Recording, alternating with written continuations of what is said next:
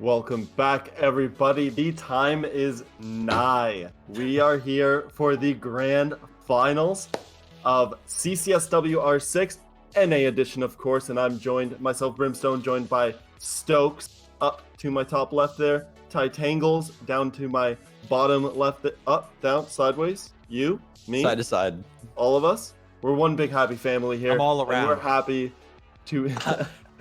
I am inevitable. His voice consumes my ears. He is everywhere right Hello. now. And we are here. We are set for the grand final match here, the moment we've all been waiting for. It is Artemis taking on DG. We'll have a look at the brackets here. Of course, let's quickly touch on what we have already witnessed so far this weekend to get to where we are. In case you're just joining us now, we'll fill you in a little bit here. We had Artemis beating Queen Yolamid yesterday, 2-0 to bring themselves to the grand final. Queen Yolamid moving on to win the third place match against Victoria's Secret. Victoria's Secret found themselves there by losing on Saturday, 2-1 in a nail-biter match. I'll point out that the bracket is incorrect. Disrupt Gaming was the one that had 2. Victoria's Secret was the one that had 1. So little inconsistency in the bracket there. Wow. I was confused for a second. I'm looking at our previous bracket that does have the numbers correct, and I'm looking at it like, what?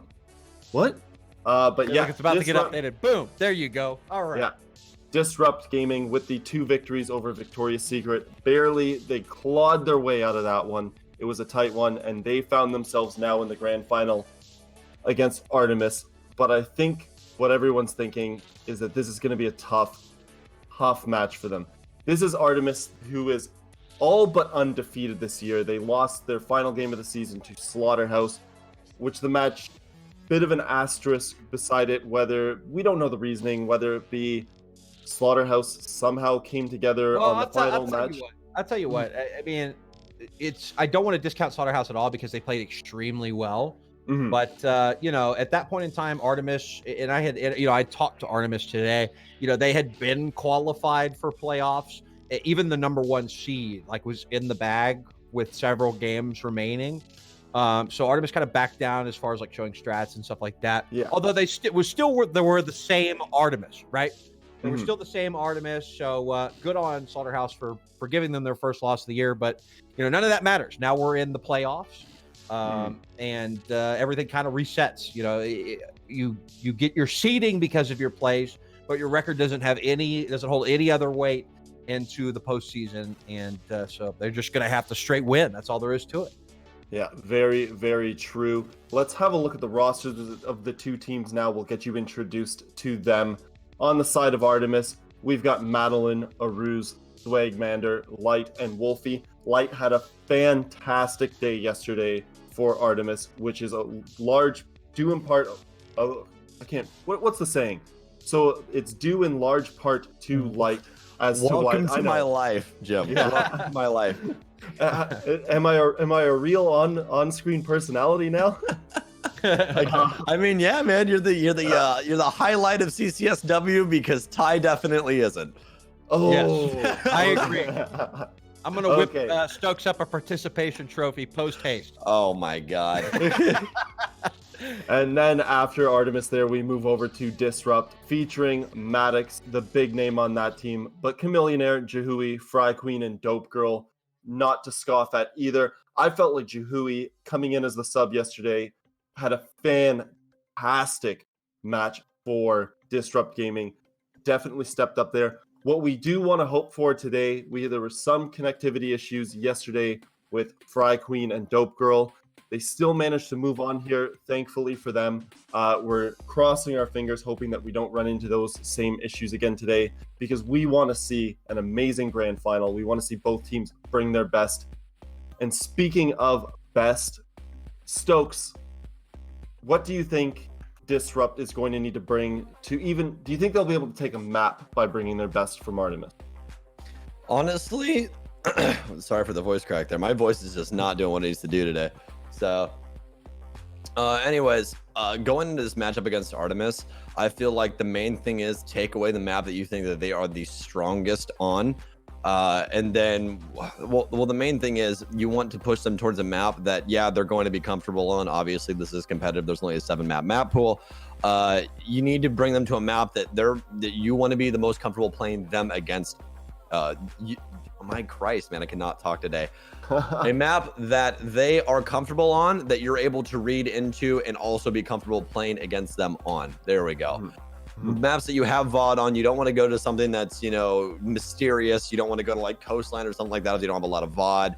You want to go someplace where you have plenty of VOD to be able to handle the situations that are presented and can play off of that information that you're able to, gather from those VODs. And Ty, do you think, in addition to map ban, do you think operator ban, do you think that targeting is the way to go? Do you think they should be target banning? What do you think they should be doing there? Well, there's a limited amount of information, but before we get into that, I want to talk a little bit more about the rosters because they've come through 10 weeks, or I guess 9 weeks, if you will, of regular season play plus the semifinals, both to be here. And so I wanted to talk a little bit more about the team. And what's interesting in Artemis's case, it's different than really any other team that's in CCS R6W, is the fact that Artemis actually formed prior to the announcement of R6W. Most of the teams, and this is North America I'm talking about, as there were some in EU as well, but most of the teams formed specifically for this event. Artemis was not one of those teams. It just so happened that about a month after they had formed, it was announced and they decided to make a push like, okay, that's going to be the first thing that we focus on specifically. And it kind of, helped them ramp up their practice schedule and, really kind of get their beak wet in playing in comp. So that longer standing, chemistry, that communication, that camaraderie between the members of Artemis is something that's given them an edge all season long. And when they first started out, a lot of people are like, well, who are these people? I haven't heard of these people.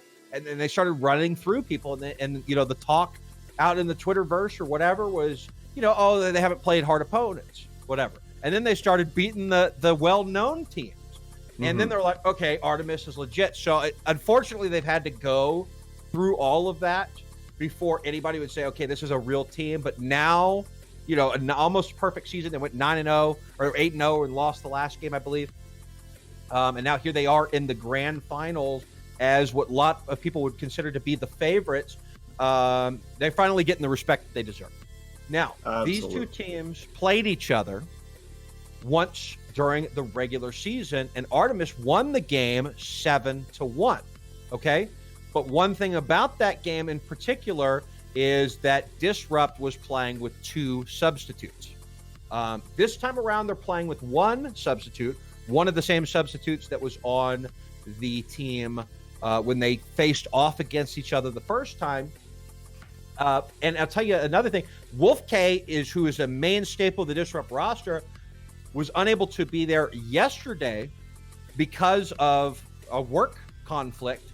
And so because of that, they actually were practicing with Jahui that entire week, a week and a half leading up to the playoffs. And so even though Wolf K was actually available today, because of the work schedule the work that Jahui put in, plus her performance yesterday, which you mentioned, Brimstone, that is why she has remained on the roster for this championship match.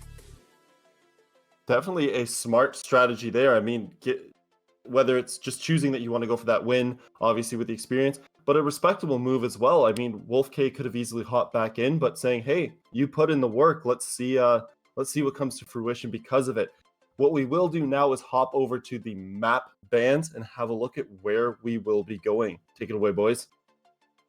All right, let's get through these map bans, and as you said, see exactly where we will be headed. So first map ban, if I can read clearly here, is going to be Clubhouse into Cafe. We're going to go immediately into picks. Artemis will pick Clubhouse. So a gunner map, one you don't even need hard destruction on. Then we're going to go Disrupt Gaming going to Consulate, and our decider will be Villa or Bank. Which will it be? Bank. It's going to be Bank.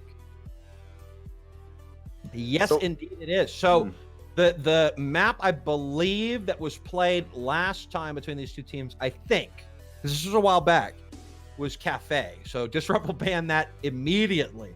off of the board. Will not take Artemis to Cafe. I believe they have not dropped a Cafe all season long. There's not a lot of maps that they have dropped. As a matter of fact, there's only been one, right? Because they have one loss to their names, and they were all best of ones. So when you're trying to ban out maps that Artemis, like who do you ban?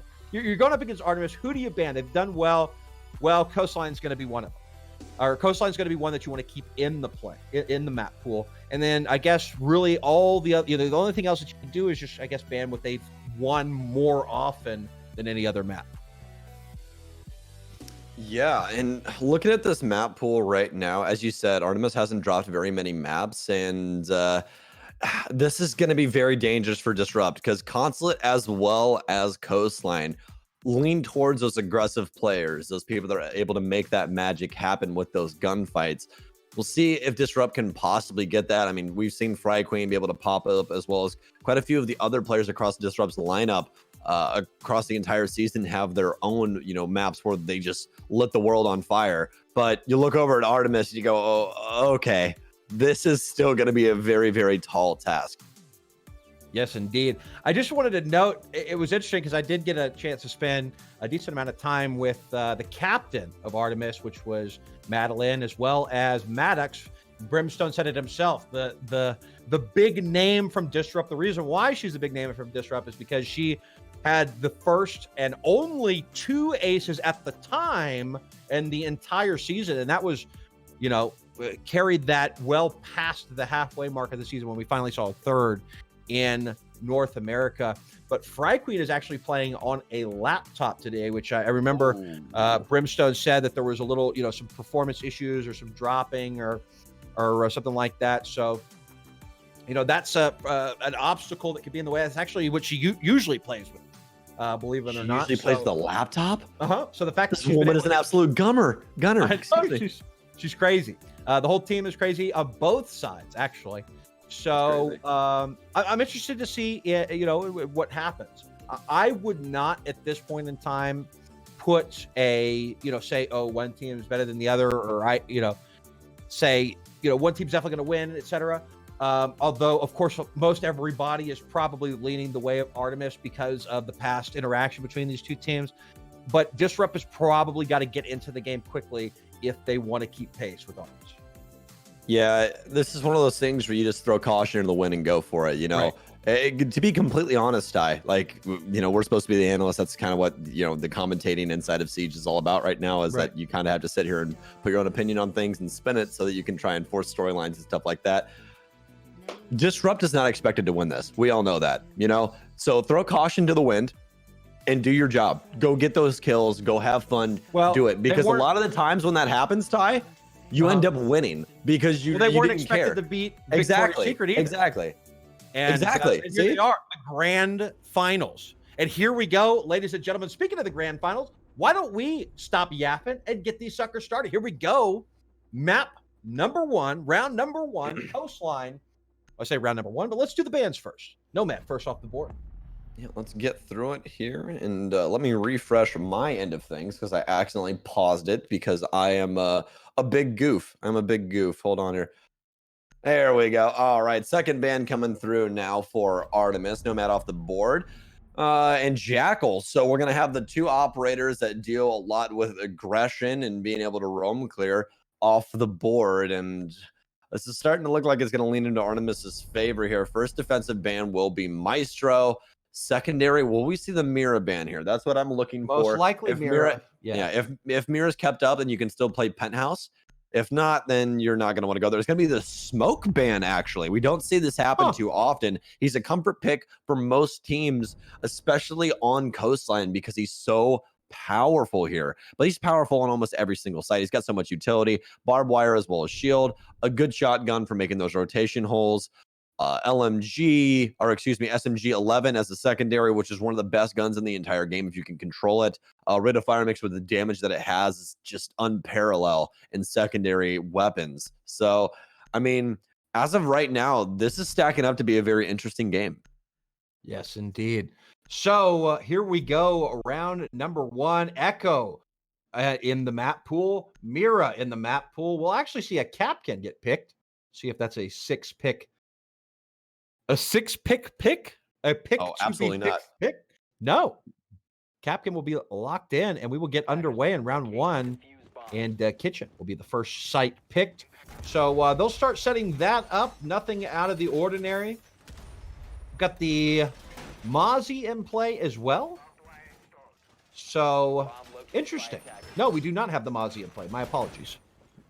No Mozzie. We don't have the Aussies. No Aussies. We have the Aussie on offense, actually. We do have Gridlock. Yes, we do. So since Nomad's been banned away, they're going to take the Gridlock to isolate those staircases, make it to where no roamers can possibly path upstairs if they want to after the roam clear comes through. And what we've known from Artemis is that they're good on both sides of the coin. So more than likely going to be going for that top take. Could start Aquarium or start VIP. Those are the two most common areas to start that clearance. We'll have to see what their idea is about it, though. They're definitely going to have to be wary of those cap cans according to where Jahui set them. Somebody just said I said cap can't. Cap can't. No, cap can.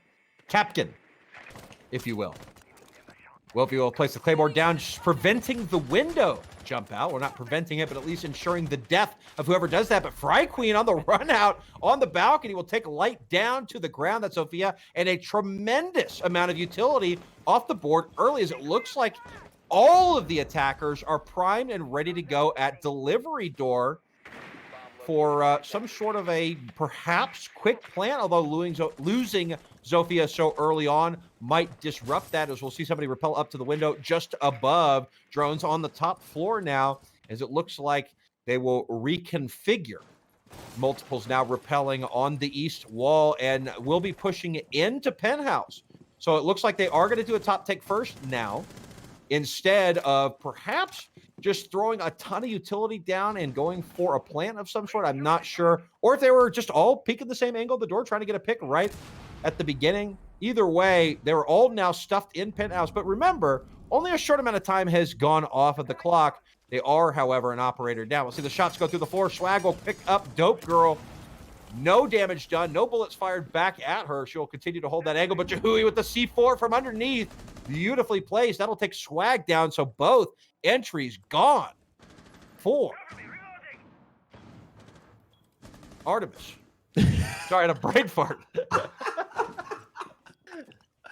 All right, well, Swag as well as Light off the board. It's been an aggressive hold here from the defense so far, and Fry Queen I thought was going to have to try and capitalize, but no, she didn't. She was able to play things out near the main stairs, and then Jahui actually kills Chameleonaire, which could be a really, really big deal. That's going to be Legion off the board. No more Goo Mines can possibly be allocated. She's going to have a maximum of 6 right now, I do believe, if I know the timing correctly.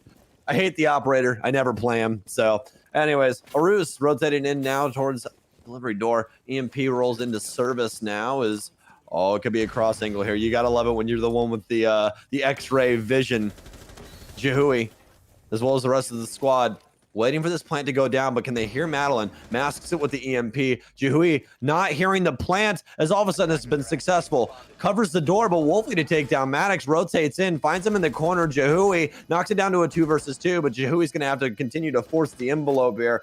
The 9x19. Don't see it used too often. Is she going to go for the stick? No, she goes for the bait, but Arus wins it out. Plenty of damage done. Wolfie's off near. No, that's Fry Queen on main stairs, rotating down. She's been here the whole time. She's going to walk on some tracks, trying to get outside. A little bit of damage done to her, but not enough to call home about just yet. Sees the feet upstairs of the operator, but no, it's going to be IQ. It's going to be Wolfie, and it's going to be Artemis in round 1.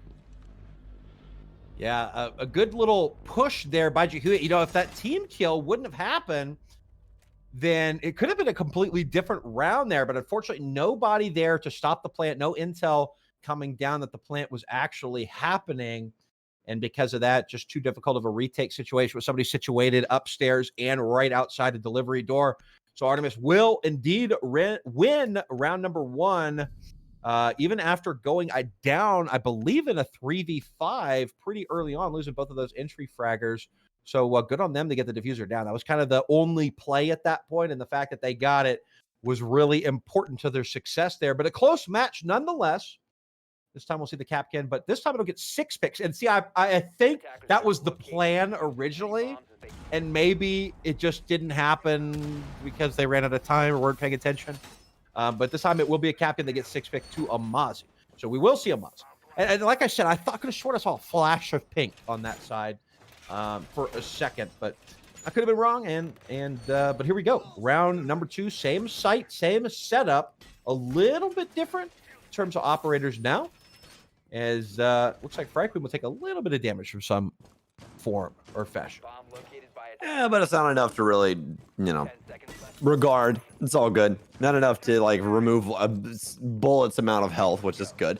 Jahui will actually move herself on over to the Mozzie. So we're going to have the Aussies on both sides now. Both of them, especially when they first came out, no one really had much to say about them. We thought that Gridlock really wasn't going to be used that much, but she's actually found a lot more commonplace than what we originally thought to have. Mozzie, on the other hand, we knew he was going to be strong, but we didn't think he was going to be this strong. He's played quite often because of his ability to take away drones and then use them for the defensive side. It's kind of like brainwashing the utility in order to do your bidding, and that's exactly what he does. He can do it 3 times, claim 3 of your drones with his little pest spiders, as well as he has a nitro cell, 2 good SMGs, and a secondary shotgun for soft destruction. You want to talk about somebody with a lot of utility? That man right there has a lot of utility. Yep. We'll see tons of utility. Speaking of utility, tons of it being thrown in, including smokes. Here comes the plant. The Echo is shooting at just anywhere it can. It cannot see anything towards the doorway, but the diffuser will actually get planted. Jahui will find one on the way back out, spraying through the smoke, but the damage has been done. The diffuser is down on the ground. Wolfie will find one, so will Swag, and now we have an even woman count, an even operator count as well. Wolfie finds another, and they are just getting absolute kills all over the place, just holding angles, waiting for the retake. But here you go. The diffuser is being disabled. Somebody will pull it off of it as Swag throws 2 of her grenade charges in, and it looks like they will strike right back. But Swag with a 2-piece in a 2v1 will clean it up, and Artifice wins a round by the hair of their chinny chin chin. Great job. Well, Swag's an Ash player, boys and girls. Let me tell you, you can recognize that out. It's just like that. Snap of the fingers. Nice upside down repeller to prevent the hop out from outside as well. And that's twice that they've been able to get a diffuser plant down inside of service, which is not supposed to happen. You don't see that happen too often. And now you can kind of see why they're going for those, because of the operator ban on defense. You got Maestro remove, you have smoke remove. You can't throw toxic babes in. You got to go for nitro cells or yokais. Yokais can't see through smoke, but Maestros can. But guess what? Maestro's off the board, so you can't be using those. And all of a sudden, you have no vision, and you just got to try and, throw a pot shot and hope it works. Nitro cell doesn't land where it needs to, and all of a sudden, you have a plant down inside of service, which is one of the hardest areas to retake on this entire map. So Hookah will be the play. Did I see somebody run way offside? No. Everybody's still nearby. Pretty typical setup here. Probably going to plant somebody in behind the bomb, as they will go ahead and cap off the drop down just to protect anybody hiding in that corner. Very strong spot, especially for somebody like Maddox with that ACOG. Dope Girl also with one of her own that can challenge that area. No, or I was going to say there's no Jaeger, but there is a Jaeger, so you can put some ADSs down there as well. But we'll see Maddox actually rotate to the other side. She's doing a little bit of drone hunting, making sure she's not going to get spotted. She's going to tap that window open, see if she can find somebody on the spawn peak. She's going to hang out there. I do not know if anybody spawned there just because of that ADS. Can't see any silhouettes. Doesn't look like it. She will give up. Not a good idea to stay on a spawn peak if you're just going to be steady for too long. Light will hit this window. A very aggressive ADS down there, being kind of in the middle of the window there. Fry Queen working on the doorway upstairs on VIP balcony. If anybody's repelling up, boxing her way, though, will not get the visual that she needs to make something happen. Madeline will lose a drone, bringing that inside of Hookah. And so far, not a whole lot, although a lot of aggressive action here by the defense so far. It's been good play overall by Artemis. You can definitely tell they've had quite a bit of practice going into this and good setups on the maps that they allow through. So again, that's one difficult thing. It's like, yeah, you have the ability to play most maps, but what maps are you best at for your offensive and defensive setups? Seems like Coastline, they're definitely well versed in Smoke's now going down from the Capital, but they have to capitalize on it. Otherwise, this is just burnt utility that's been expended for no reason. Swag will claim the first kill, so that already makes it where that smoke is worth. Fry Queen rotating in through luggage, but Russell hear the 2 shots out of the 416C from the opposite end of luggage. Plant now going down by Madeline. Do they have any C4 to contest? No, they don't, but they have Dope Girl as she drops the Yokai's 2 AMPs to go down as well. But Wolfie and the rest of the squad remove 2 off the board. We do have Dope and a Nitro cell, but no, Jahui can't find anything except Swag on the double window. They're both stuck inside of Pink. The diffusers went down. Jahui on a wide swing. Got the Roni here. Oh, goes for 2. Madeline decides to play it safe. Light from behind takes down 1. Dope Girl to trade it out, but it's going to be from Cool Vibes. Dope Girl has to win it out. She does. What a shot onto Wolfie. We're into the 1v1. Madeline with the post plant. Has a Yokai. Dope Girl going to use it as a makeshift drone, and that's the intelligent way to play it. Has to go for the plant here. Has to go for the diffuse. Is she going to try and stick it? I don't think she is. She has to try and pick here. It's a 50-50 shot. Has to clear both sides. She's ready for it. She doesn't win it out. Madeline with the 3 armor, and Artemis. Oh my. 3 rounds in a row. A sick play by Dope Girl. That kill, 180 kill. Didn't take a lick of damage. But at that close range with the ACOG, just could not get that last kill. Unfortunate. She had the intel too. When she peeked out, she did not even bother looking towards luggage hall. So she must have known that back out to the balcony, the last one must have gone. But very difficult to win there, close range, especially with that suppressor. A little bit of damage reduction because of that. And just like that, 3-0.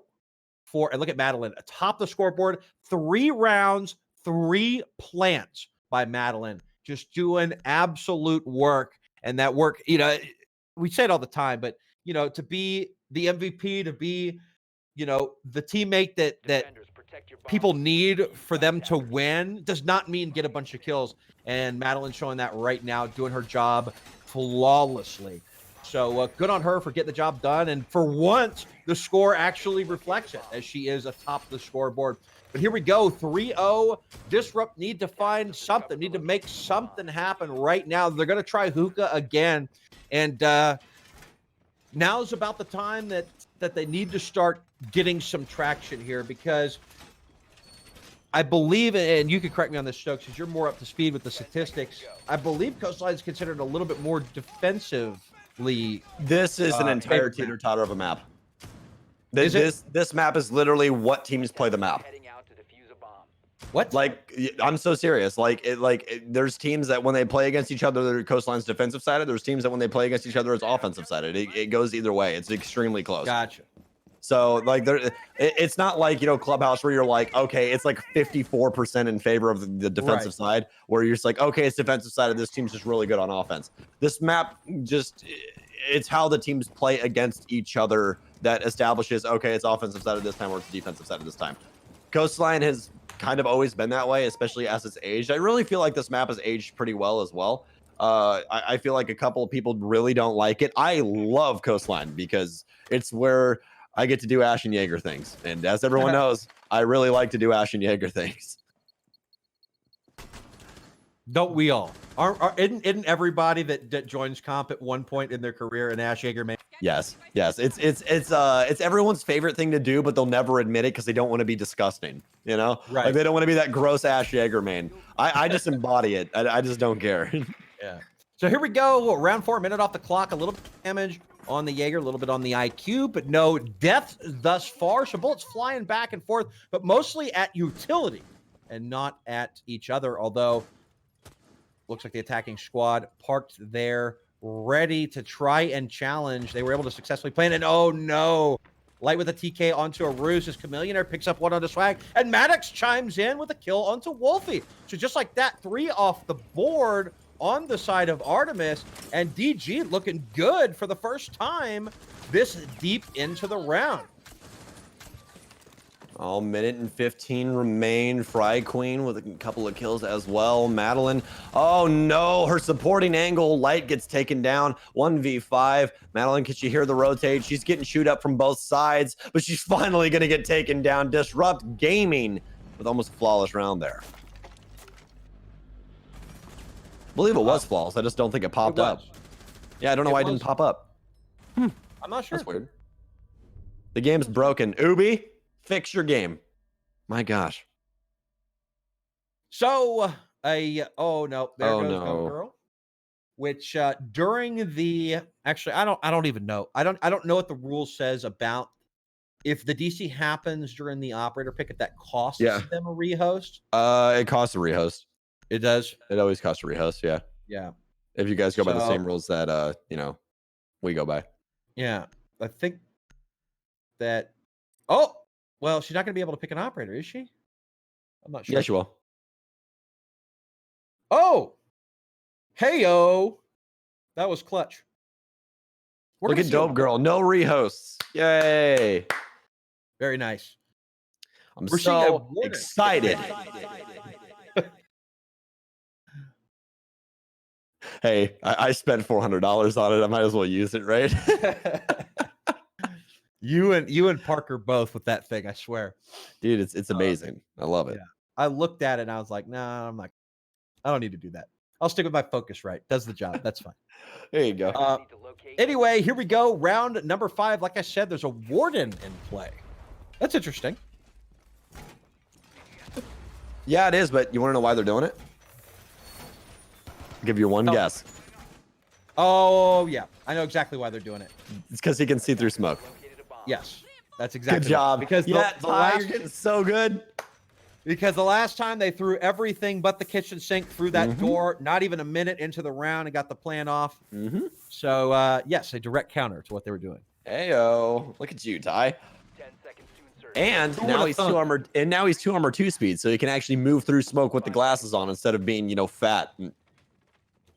Like, it's a lot easier to be able to, move around with him. I still hate his sprinting animation, but hey, whatever. I like that he's a 2 armor 2 speed. I feel like it really helps him out with his play style. I felt like with the 3 armor that he wasn't really able to capitalize on the information that he was able to have. He kind of already had to be at the angle. He couldn't reestablish himself or push through smoke. And I feel like that's something that Warden should be able to do. So the 2 armor 2 speed definitely feeds more towards that. Gotcha. Yes, we had Ty. He is allowed. He's been out for way over 3 months. Gotcha. I had to ask because I've just never seen him. Like, obviously, it makes sense here, right? If it's a specific, but he's so situational. You know what I mean? Oh yeah, you have to kind of know what's coming. And see, look at this. I mean, even though they kind of set a precedent for pushing delivery door, now you have the entirety of Artemis doing the opposite. They're pushing in through the other direction. They're in blue bar right now, and so I'm not sure if the defense has quite realized that, but just of course, as soon as I say that, somebody gets pinged through a punch hole, and now they know that there is somebody nearby. So it's kind of a standoff right now. The attackers in the building holding angles, the defenders in the site holding angles right back. Nobody making a move yet, but it's early on. But Jihui, right as I say that, will make the move, taking the head off of Wolfie and the IQ going down. A lot of that wall is also soft. So from the courtyard, they could open that wall up and try and drive somebody out of position. Light will refrag back onto Maddox. So that is the Warden, that counter for the delivery push. Take it off the board. Swag will find one on the Dope Girl as well. So Artemis strikes back with 2 on the 1 loss that they took earlier. Oh, and the construction gets tighter and tighter as Fry Queen frags back. Light to trade it out once again, though. It's going to be 3-2 in advantage of the offense. Jihui, here's the diffuser going down. She needs to stop it. There's smokes in the way and track stingers. She stops a roost, but Madeline's going to get the plant down anyway. She flicks to the window. Madeline's been down, but she doesn't have that information. It's all up to Light. She's inside of sight with 2 to find. Oh, no. What a shot from Light. Madeline's still been down. She has 1 to find. In the post plant, Fry Queen has shifted her way through bathroom. Hard Pink's coming through. She downs her, but does she know Madeline's down? She might be too slow. She confirms 1. Oh, no. Fry Queen, you need to go defuse. The timer's so dangerously low. Does she know where it is? She's got to move right now. She gets rid of the track stingers. This might be so very close. Does she know that she's been downed? Oh, no. No. Oh, no. Ty, that's timer. Fry Queen's not going to win it, guys. Oh, my gosh. It Are was you so sure? very close and positive. Wow. How did you know? I do this for a living. That was pretty good. That was pretty good. Wow. That was That's right, Ty. Holy. That's why I get paid the big bucks. That was a good call. I'm not gonna. Impressive. I mean, that could not have been closer. No, it's As far as so the at the quarter timer after it pixels up twice, then you're past the seconds. It's that's seven. the threshold. That's the threshold. line in the sand. So you go the last quarter, and then when it pixels up twice, when it goes beep beep, that's 7 seconds. Gotcha. There you go. Well, we learned something new today. Madeline, 4 plants on the 4 round wins that Artemis have picked up thus far. Mm-hmm. Artemis doing a great job coming back after they lost a round. DG flawless round, I should say. Mm-hmm. Nobody out of it by any stretch of the imagination at this point in time. Remember, folks, this is a best of 3. This is the grand finals of CCSR 6WNA. Thank you so much, everybody out there in the Twitchverse joining us tonight, or if you're watching this on YouTube sometime later down the road. This is the first ever CCSR 6W or Women's League. And both of these teams have battled through 9 weeks of regular season play and through a semifinal match to be here tonight. These are your top 2 finishers, but in what order? That is what is being determined right now as we begin round number 6.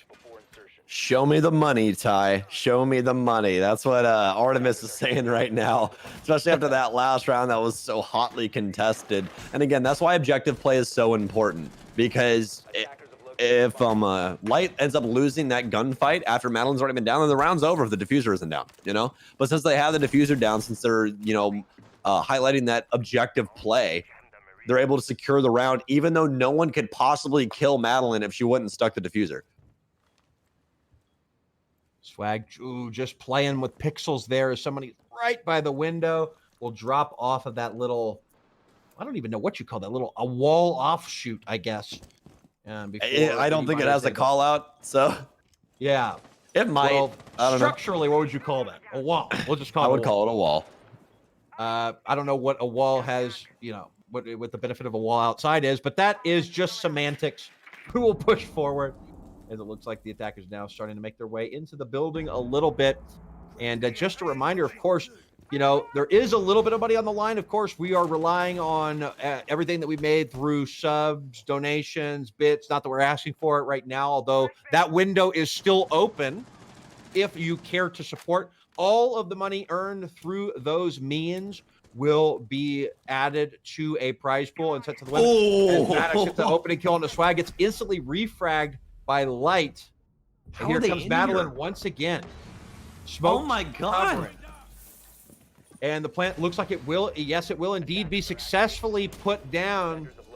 And so now there's a post plant with about 8 people left alive, but Light will find the first one onto Jahui as she will push deeper and deeper. Madeline finds one with the bearing 9 out. Will miss a lot of bullets. And Dope Girl somehow stays alive on her reload and wins the fight out. She will get down, unfortunately, to those traps. Wolfie will find the head of Fry Queen to finish things off. So very quick post-plant scenarios. And I tell you what, they're just getting the diffuser down every time. They're sneaking in, putting the diffuser down, and winning the post-plants. Well, that was a blunder on defense. And the reason I'm saying that is because they had the holes made to watch from courtyard all the way over from lobby, and not a single person stopped anyone from putting the bomb behind blue down. That's what those holes are made for, and not a single person contested them. That's where those errors are coming in. They're getting Artemis is getting major pressure onto site, and it's just easy for them. They just throw a plant down real quick, and there's no prevention that they have because nobody on DG is contesting a diffuser. So I was mentioning about the prize pool earlier. So yes, subs and nation bit money, that's going to the prize pool. But also in this match in particular, the winner, of course, will receive an awesome Logitech Pro prize package thanks to Logitech Esports. And we really appreciate them stepping in to help us out and sponsor this season of CCSR 6W. There's a little bit of interesting little spectator bug there. It looked like Light teleported back for a second. But yes, each member of the winning team will receive the new Pro keyboard. I don't know the model numbers off the top of my head, but Pro X is the keyboard, I'm pretty sure. So I'm not sure. I have them on paper somewhere. Oh. It's the new keyboard that just came out. As a Yeah, matter of fact, Logitech G Pro X. I have it. Gotcha. When we had, yeah, that's right. Alex did shed you in. When we made that deal, we were like, okay, well, let's get the product picture so we can like do the announcement. And they said, well, we can't because the keyboard's not out yet. So we were like, amazing, by the way. We felt super cool. Like, oh man, is it an awesome keyboard? It's my favorite keyboard I've ever used ever. I've Wow. used Duckies. I've used everything. It is my favorite keyboard. I love it. That's awesome. So the winners will get one of those, but it doesn't stop there. Then we'll that's get like absolutely no bull crap, by the way, chat. Like I promise you, it's literally the best keyboard because it has actual switches. The switches that they use are awesome. You can get Quicksilvers, Reds. Reds are my favorite. I know some people like Quicksilvers, but overall, fantastic product line. All of their G Pro product line, fantastic. I have their headset, their mouse. By the way, it's Logitech G Pro. The G is not a part of it. I know, but it's Logitech G. It's for gaming, isn't it, or something like that? No.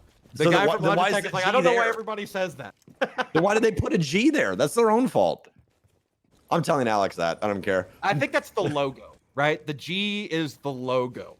I thought So- they're frustrating. Anyway, the bottom Anyways. line is Madeline picks up the first kill of the round. Is that their new Pro mouse, Logitech Pro mouse, and their Logitech Pro headset are all part of that prize package, which will be going to first place. But back to the game, round 7, 5-1 Artemis in complete control of Coastline. Remind me again whose pick that was, somebody, because right now it's Artemis all the way. DG able to get one match. And this is indeed Artemis's map pick. Thank you so much. So, DG, a lot of work to do to come back on this map. But don't forget, this is a best of 3, unlike the regular season. So, still plenty of opportunity for them, even if they do go down, to come right back. All right. Well, first E1D in, which is a sign of aggression for the offense. Not much to do with it, though. Obviously, a little game of freeze tag here for the defense, but they're going to be able to move quickly after that. Madeline with some bullet holes down low. Legion going to get marked out on base as Juhui is poised inside of VIP hallway, but plenty of barbed wire in the way for her path. So more than likely going to get recognized out as she rotates up the hall. Does have impacts and concussions still to be able to try and make her gunfights just a little bit easier. Those will pop off on Wooly due to that proximity of those. Smoke grenades now pouring in, but that one might fall through the floor. Oh, no, it won't. Arus will have to try and contest here. Chameleon Air actually sticking the plant. They have to try and stop him. Fry Queen getting aggressive as well. Oh no, diffuser goes down. The long angles with the LMG. Fry Queen putting them all on notice. It's all up to Swag, whose Nitro Cell could not reach, could not stop the plant, and Fry Queen's gonna mark it off with a triple. Rotating up through the barbed wire, rotates around, and actually is gonna take quite a bit of fire from inside, but it won't be for anything. Juhui takes down the final member of Artemis, and DG starting off hot on their first offensive round. Yes, indeed. And exactly what they needed to do. And they kind of pinged off of what it was that Artemis was doing right, and that's getting the diffuser down, right? Artemis were masters of getting in, covering, and getting the diffuser on the ground. And every time they did that, they won. The one time that they lost, they weren't able to do it, right? And so DG goes, hey, I guess that's pretty effective. So they'll come in, they'll get the diffuser down, they'll win their post plant. And so this has been one of, and we still got a ways to go, right? I mean, even in a perfect world, like if Artemis were to win every round till they win, there's still 2 more rounds. I still don't think we've seen this many diffusers actually successfully planted in a single match all year. Yeah, more than likely. That's already going to be, what, 5 plants in the entire game? Or is it 6? Is it 6 now? What? Trying to think through this. How many plants do we have overall in this game already? 5 or 6? So 5. 5. I was right the first time. Yeah. Oh, no, it's 6 plants. See, Jim's writing them down. See? Oh, yes, because it was all 5 of the They wins. planted every single one of their victories. Right. All exactly. And then they've only been on defense. DG's only been on defense once. Shout out to Brimstone, Jimstone. I can't say any tongue. I can't say any tongue twisters today, man. All my tongue twisters are just killing me. No, his new name's Jimstone, so that's it. Done. So Jimstone, Brimstone, dude. He said that it's acceptable, so that we got to figure out something else. We want to be just on the edge. But here we go, round number 8, grand finals. And DG, just a little bit of sign of life. They're still down 3 rounds. They have 1 buffer round if they're going to make a comeback, meaning that 1 round they can lose, but they cannot lose 2, because 1 loss will put Artemis on match point and force them to be flawless all the way to a 6-6 tie. Of course, they could shut them out and win without even going to overtime if they happen to win 4 in a row. DG, though, going to have to change a lot and pick it way, way up. The last round was a good start, but can they keep it up? Minute off the clock now as some angles being held. A little bit of a slow procedure here onto site. We'll see Maddie drop through that bathroom hash, push on. Jihui, Hall of Fame, now with VIP control. So they are inching closer and closer. Oh, Claymore allocated by the Zofia as she rotates into Penthouse. Theater's also clear since Sledge is inside, and still slow goings here so far for the defense of Artemis, as they're just keeping pace with the offense. Overall, it's been working out pretty well for them, especially with the amount of utility they're bringing to delay inside of the information game, as well as having the Legion up for an extended period of time will work out extremely well for them. Jihui's going to get her drone stolen by the Mozzies, so this is starting to look very dangerous for DG. They had to get something going here, and that's exactly what they needed. Light, patience is finally going to run out as she tries to rotate up main stairs, but it gets immediately chewed up by the flank watch of Disrupt. Yeah, Jihui just kind of holding an angle down that way.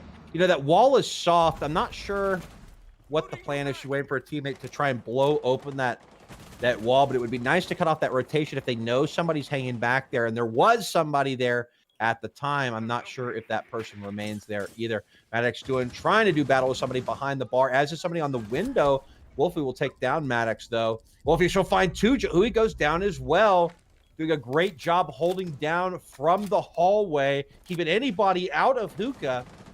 And now there's only 23 seconds left, so with the 3 remaining attackers, they are going to have to make something happen and make it happen quick. They got the Lion charge going off, will not help them out at all as the time ticks away.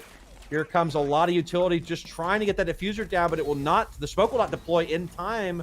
Not before Roos has the opportunity to check in a C4, get it down. The diffuser does go down, though, and it is a 3v2. So just like that, it's a very manageable situation. They hear the diffuser go, and a knife will come out. Dope Girl with the Claymore. It just flipped completely. And just like that, no, the Roos shotgun will save them just for now. He will commit to it. And are they close enough to stop it? Oh, no! Lion gets down, but the attackers will somehow win. What a back-and-forth round. I thought a Roos for a second pulled off the diffuser to get that down, but instead, perhaps it was a gridlock? I'm not even sure. Legion's fun. Legion. Nope. It was Legion. Legion's fun. So what happened there was the Legion mine was already in her foot, and she had to stop to do the animation in order to sprint. But it does damage over time. And if you guys didn't know, when you step on other Legion mines, you still take the initial damage from stepping on it. It just doesn't do like more damage over time. So what happened was she stepped on the initial one and it damaged her down while she was walking. And she got to the threshold to where if she stepped on another Legion mine, it killed her. And then she stepped on another Legion mine. Right. And that is why I think Legion is a silly operator. Because like, what are you supposed to do? Like, you know, you got to try and stop them, but it's like, okay, I got to go through an animation, and then if I run and step into another one that's invisible because I can't take the time to see it, it puts you in a very weird spot because you're like walking on eggshells, you know. But overall, I mean, fantastic use of the Legion's utility. I like that. Who I thought was gonna win that last round changed 4 times in about 15 seconds. Mm-hmm. That's how wild the end of that last round. Somebody clip that. I want to watch that back for sure. But unfortunately for DG, they could not capitalize on it. And because of that, They are now facing match point. They must win 4 in a row to even have a shot at winning this. That would bring it into overtime. Overtime is 3 rounds, best of 3 rounds if needed, with a, I believe it's a coin flip to determine which side is which. And unlike the normal phases, Light will go for a very aggressive run out, will not see anybody, and will immediately run back.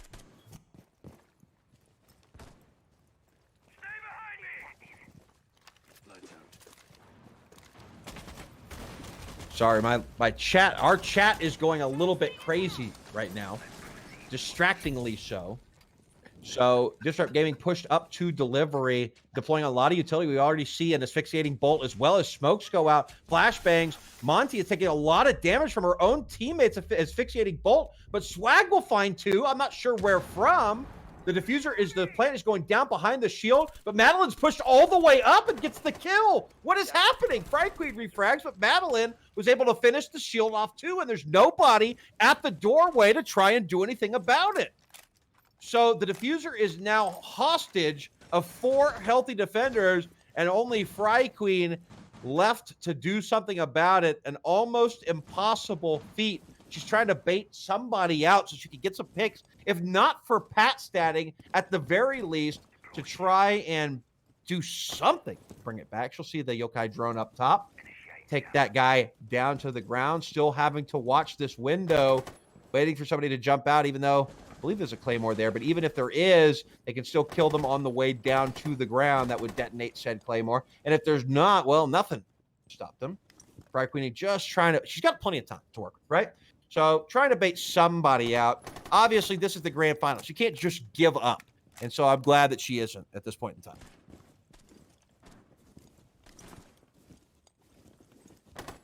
You're muted, Mr. Stokes. You are muted. As I'm I love that talking, reaction. apologies on that. Apologies. Anyways, I was about to say, usually this is that time where you can back off and discuss with your team trying to go into the next round, but you can't do that. It's going to be Matt for Artemis here on Coastline 7-2, and overall, very impressive showing by both teams. Some creative ways of handling situations from DG, but just wasn't enough to combat against Artemis on their favored map.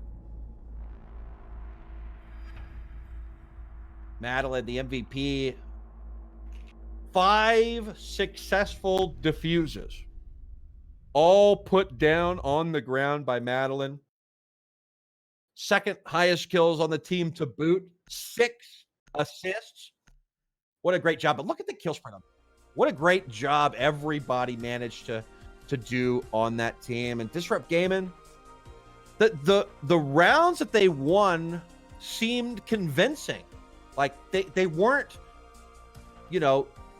anybody could have done it 1v1 situation type rounds. With DG1, they won quite heftily, except for that one where it was, that craziness went down and Chameleonaire clutched up a two-piece, et cetera, et cetera. I don't know. Welcome back, Brim. What do you think?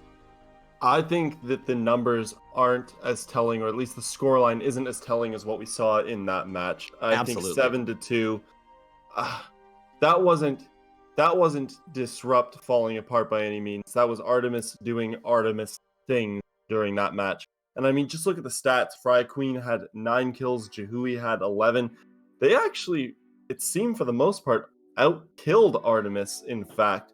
But Artemis was just getting those plants down in large to. And why is that, Jim? Why is that? Why is that? Because objective wins games and kills don't. That's why. Well, That's funny, why, we actually Jim. had this conversation earlier today, saying actually the opposite thing. You still need to kill people. No. Today, You listen to me. You listen to me right now. Objectives. That's what wins you games. All right. No need to take that tone with me. I'm sorry. That's why objective is always the main thing that we talk about. Like, yes, kills do make getting the objective play down easier, obviously, right? But it's also going for the objective, but how quickly they did it each match. That's what really had DG kind of scrambling each time, and DG still did well considering. But that wasn't just objective. That was fast play on the objective.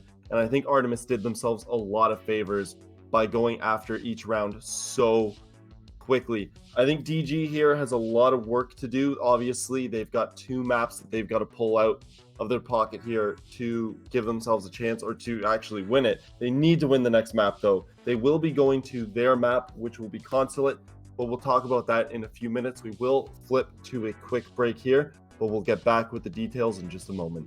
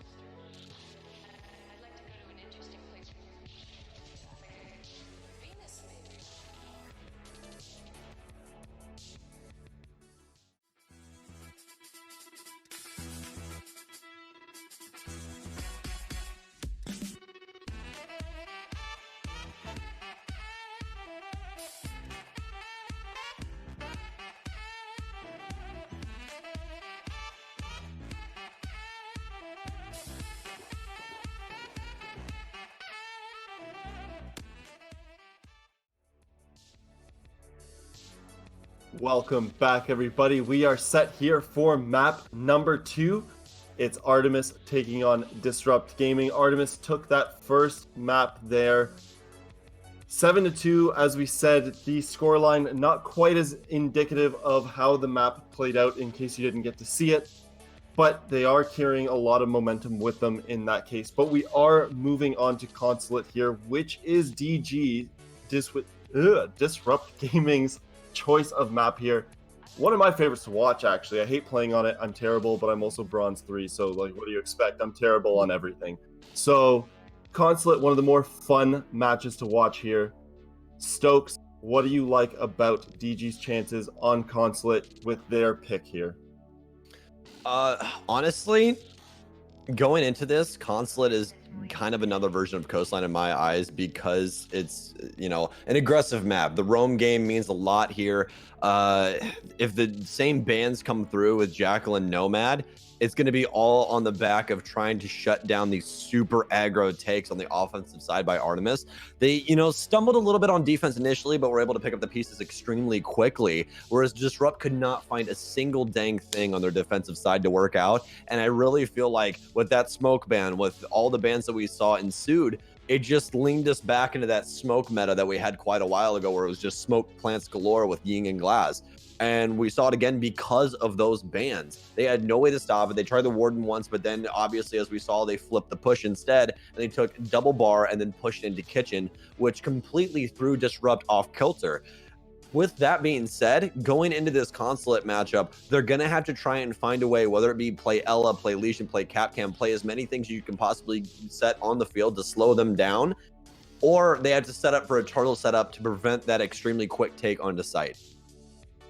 Absolutely. Anything from you, Ty? What's it going to take? I mean, do you think DG can just tweak a few little things from what we saw in the last map and actually end up swinging this in their favor?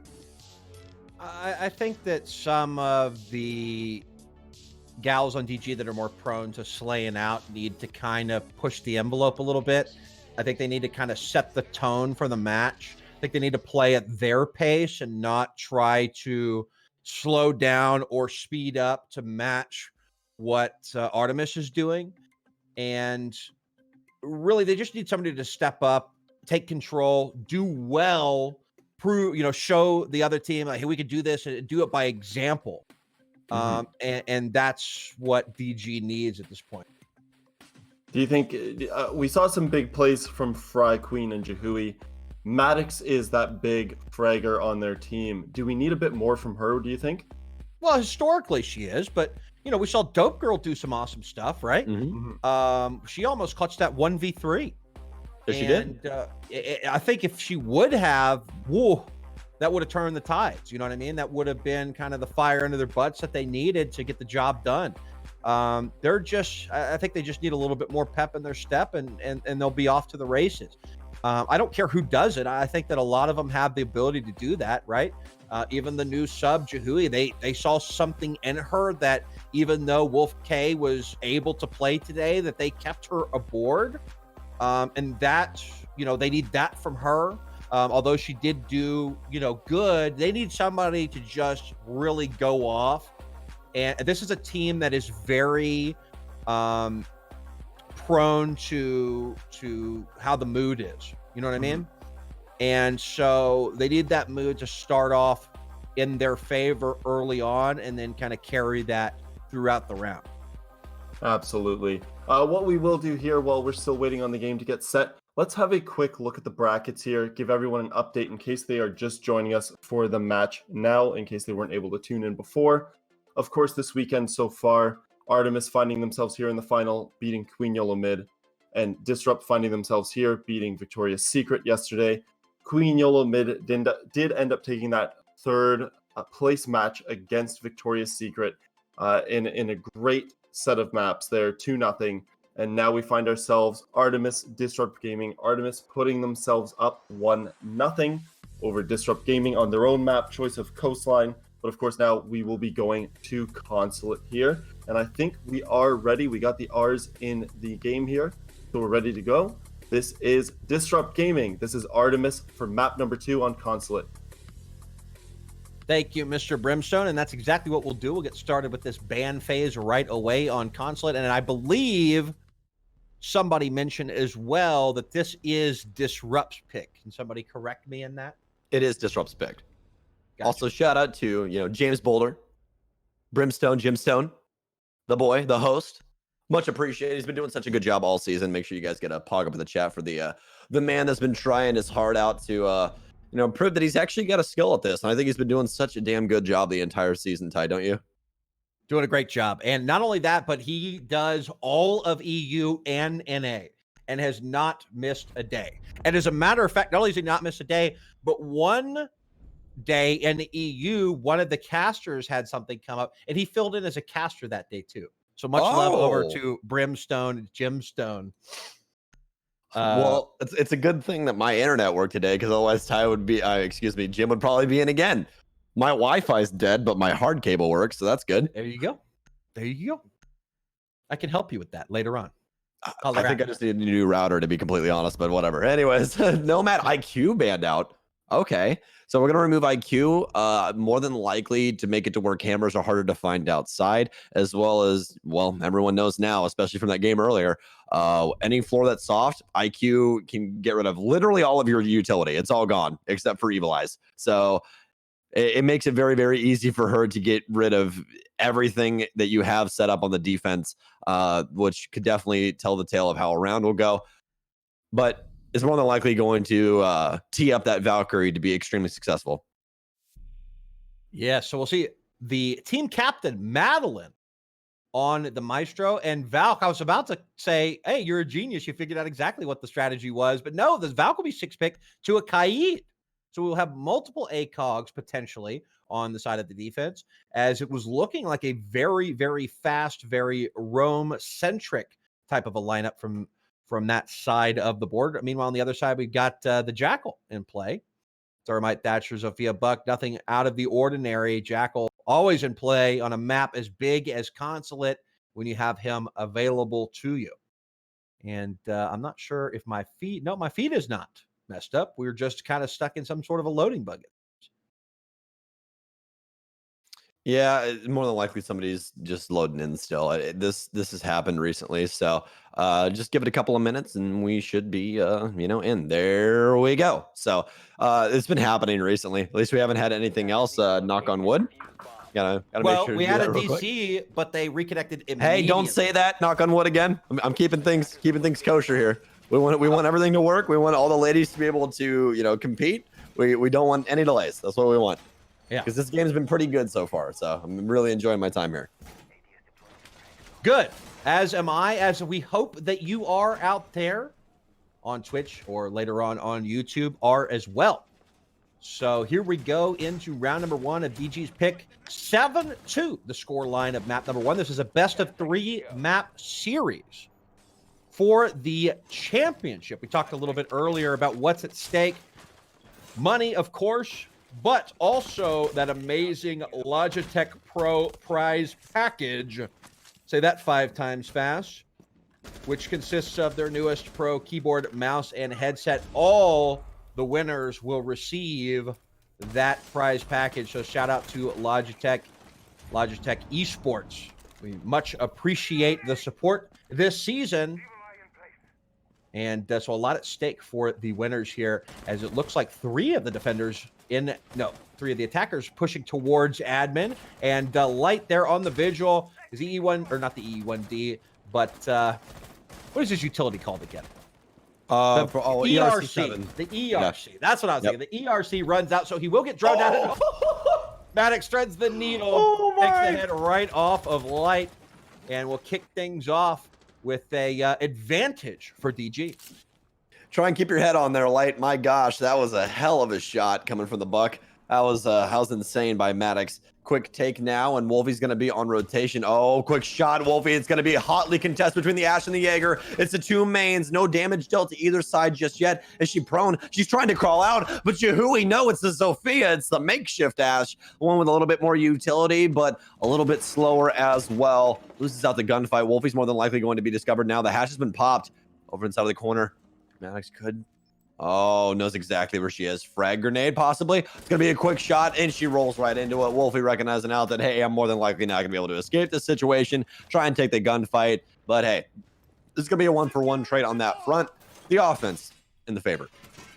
This is a great start from them. They are still 2 floors away from the actual site. We've got one person poking on the outside of garage. That would be Dope Girl solo. I'm not sure where the Thatcher is. That's the question. Jackal upstairs, sees some footprints, will begin to scan it, a little bit risky and not sure if he's been able to check all of his corner. There's the Thatcher. Finally, just in time, we'll get that electrified off of the garage wall, and Maddox will find her 3rd of the round. Still a minute left to go. And, you know, Brimstone said, well, Maddox, she's the one that's had the aces. She has the opportunity, perhaps, to get one again. She has 2 more to find, however. Drone will spot somebody. That will be Swag Kaid playing behind the white truck, backing off as the garage door panel, mid panel will get opened up. She'll peek out and take some shots, but get blinded in the process. Dope Girl actually gets blinded by her team. She'll push in up against the stairs and begin to plant. The Maestro searching desperately to find it, but Swag will find it with the C4. Chameleonaire refrags back onto Swag. The Evil Eye doing a lot of damage, but it is only Madeline left against 3 players. Make that 2 players, potentially 1, as a Thatcher might actually be down. The diffuser is going to go down, but she is kind of stuck in the animation. And yes, indeed, it is effectively a 1v1, and Maestro sees it, but too late. The diffuser gets placed down. She will see that 1 is downed, however, and that it is a 1v1. Is she going to finish it off? Nope, she is playing to win it. She will actually finish it off just via opportunity alone, as the remaining defender, the Jackal, will push outside. So pre-fire's coming. No, will not be able to get it, though. Jackal holding the angle tight on the corner. Fry Queen will take that at Disrupt. Gaming looking a lot better here in map 2.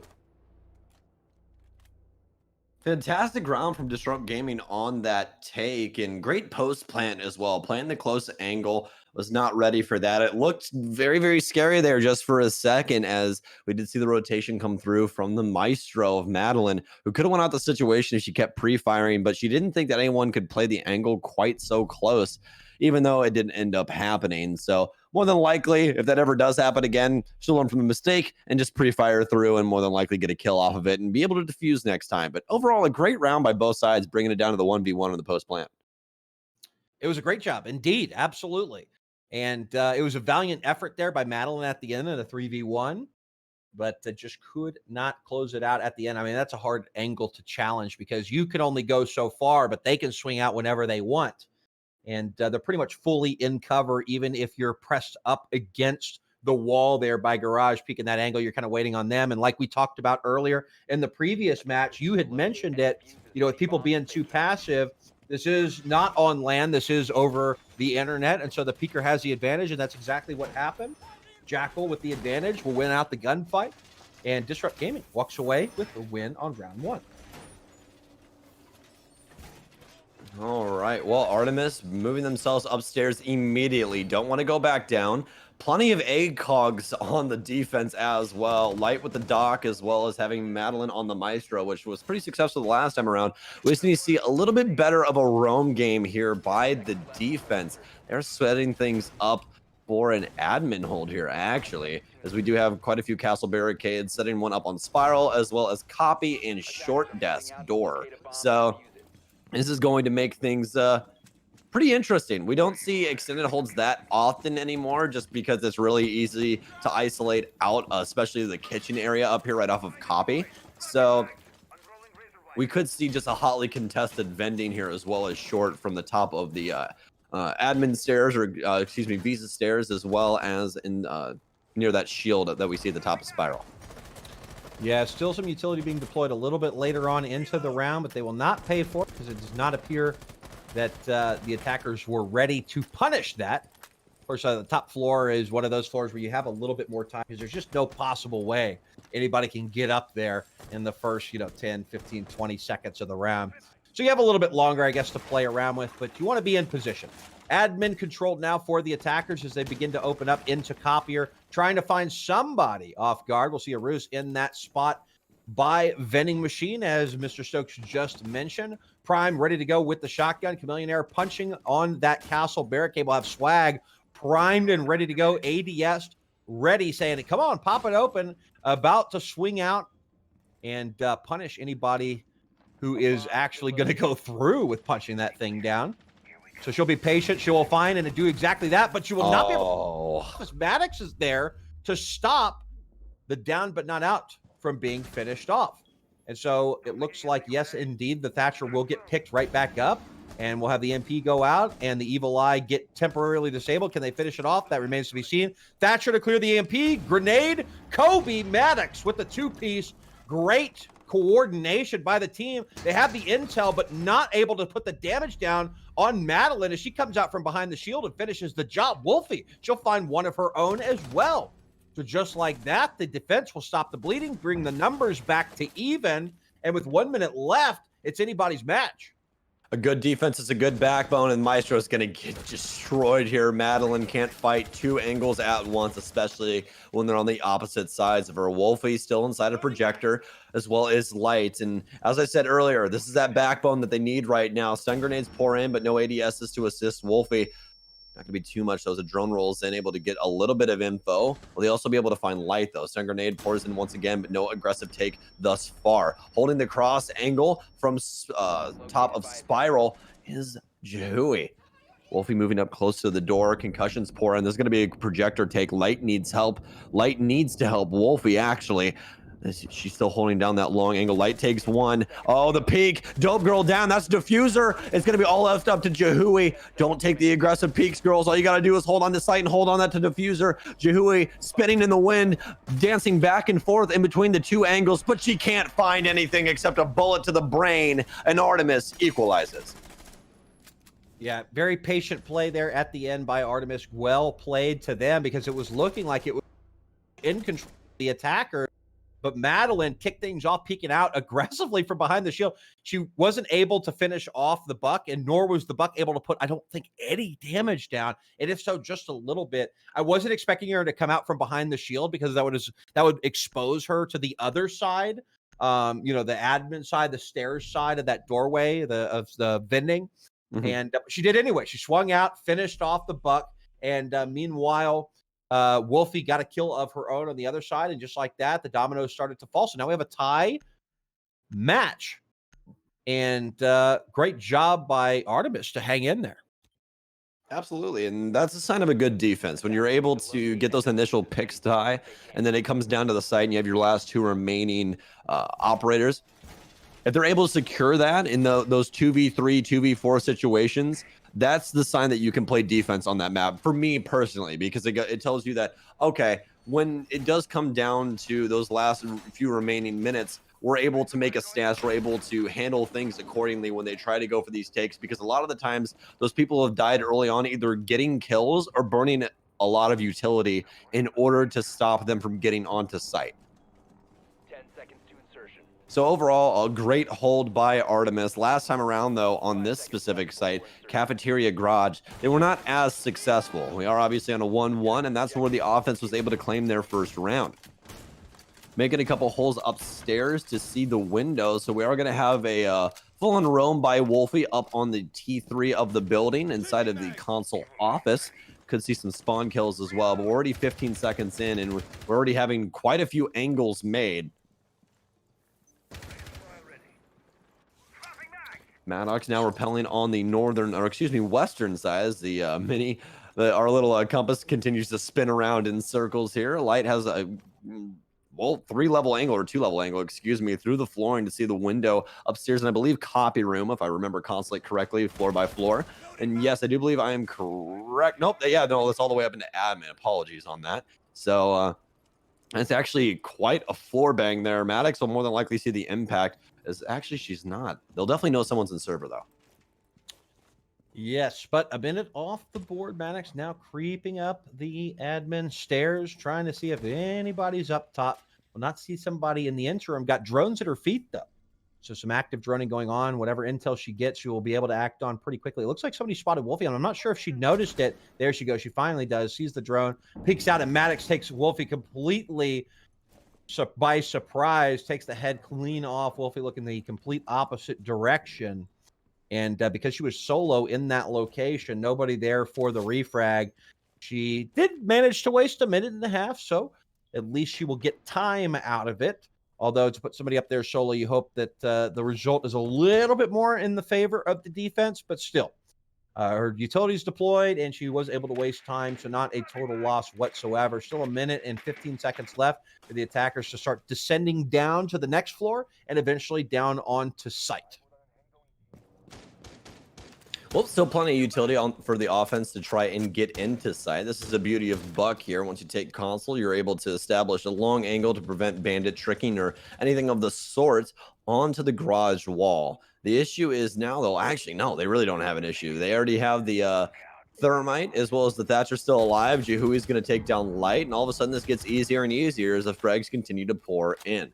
Obviously, Kaid's Electro Claw cannot beat out the fuse timer on the exothermic charge of Thermite either. So unless he throws it right now, not going to beat it out as it does get set and actually immediately shot off. So it's not even going to matter. So that will be panel 3 open, and then Fry Queen taking down Kaid from I don't even know where. Oh no, they actually have the hatch open inside of bathroom with the opposite angle, and that's going to be a flawless round for Disrupt and a great attack on the garage.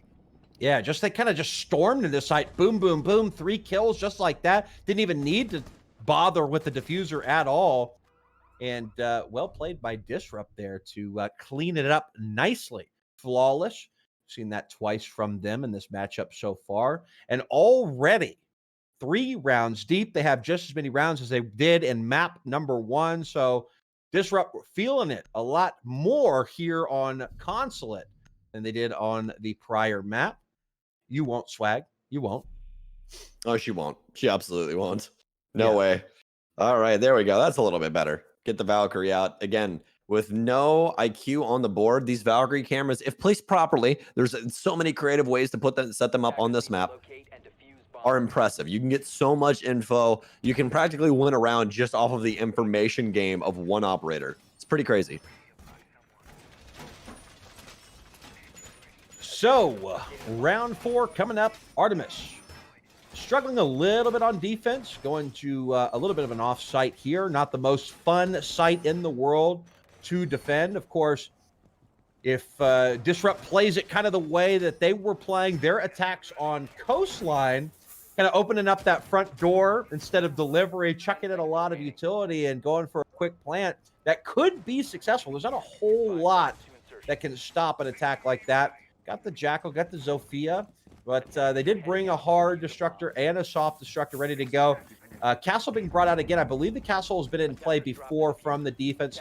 I'm not sure if that, I mean, obviously with the rounds being higher, the round count being higher on the side of Disrupt, perhaps they haven't had as many problems with the Castle.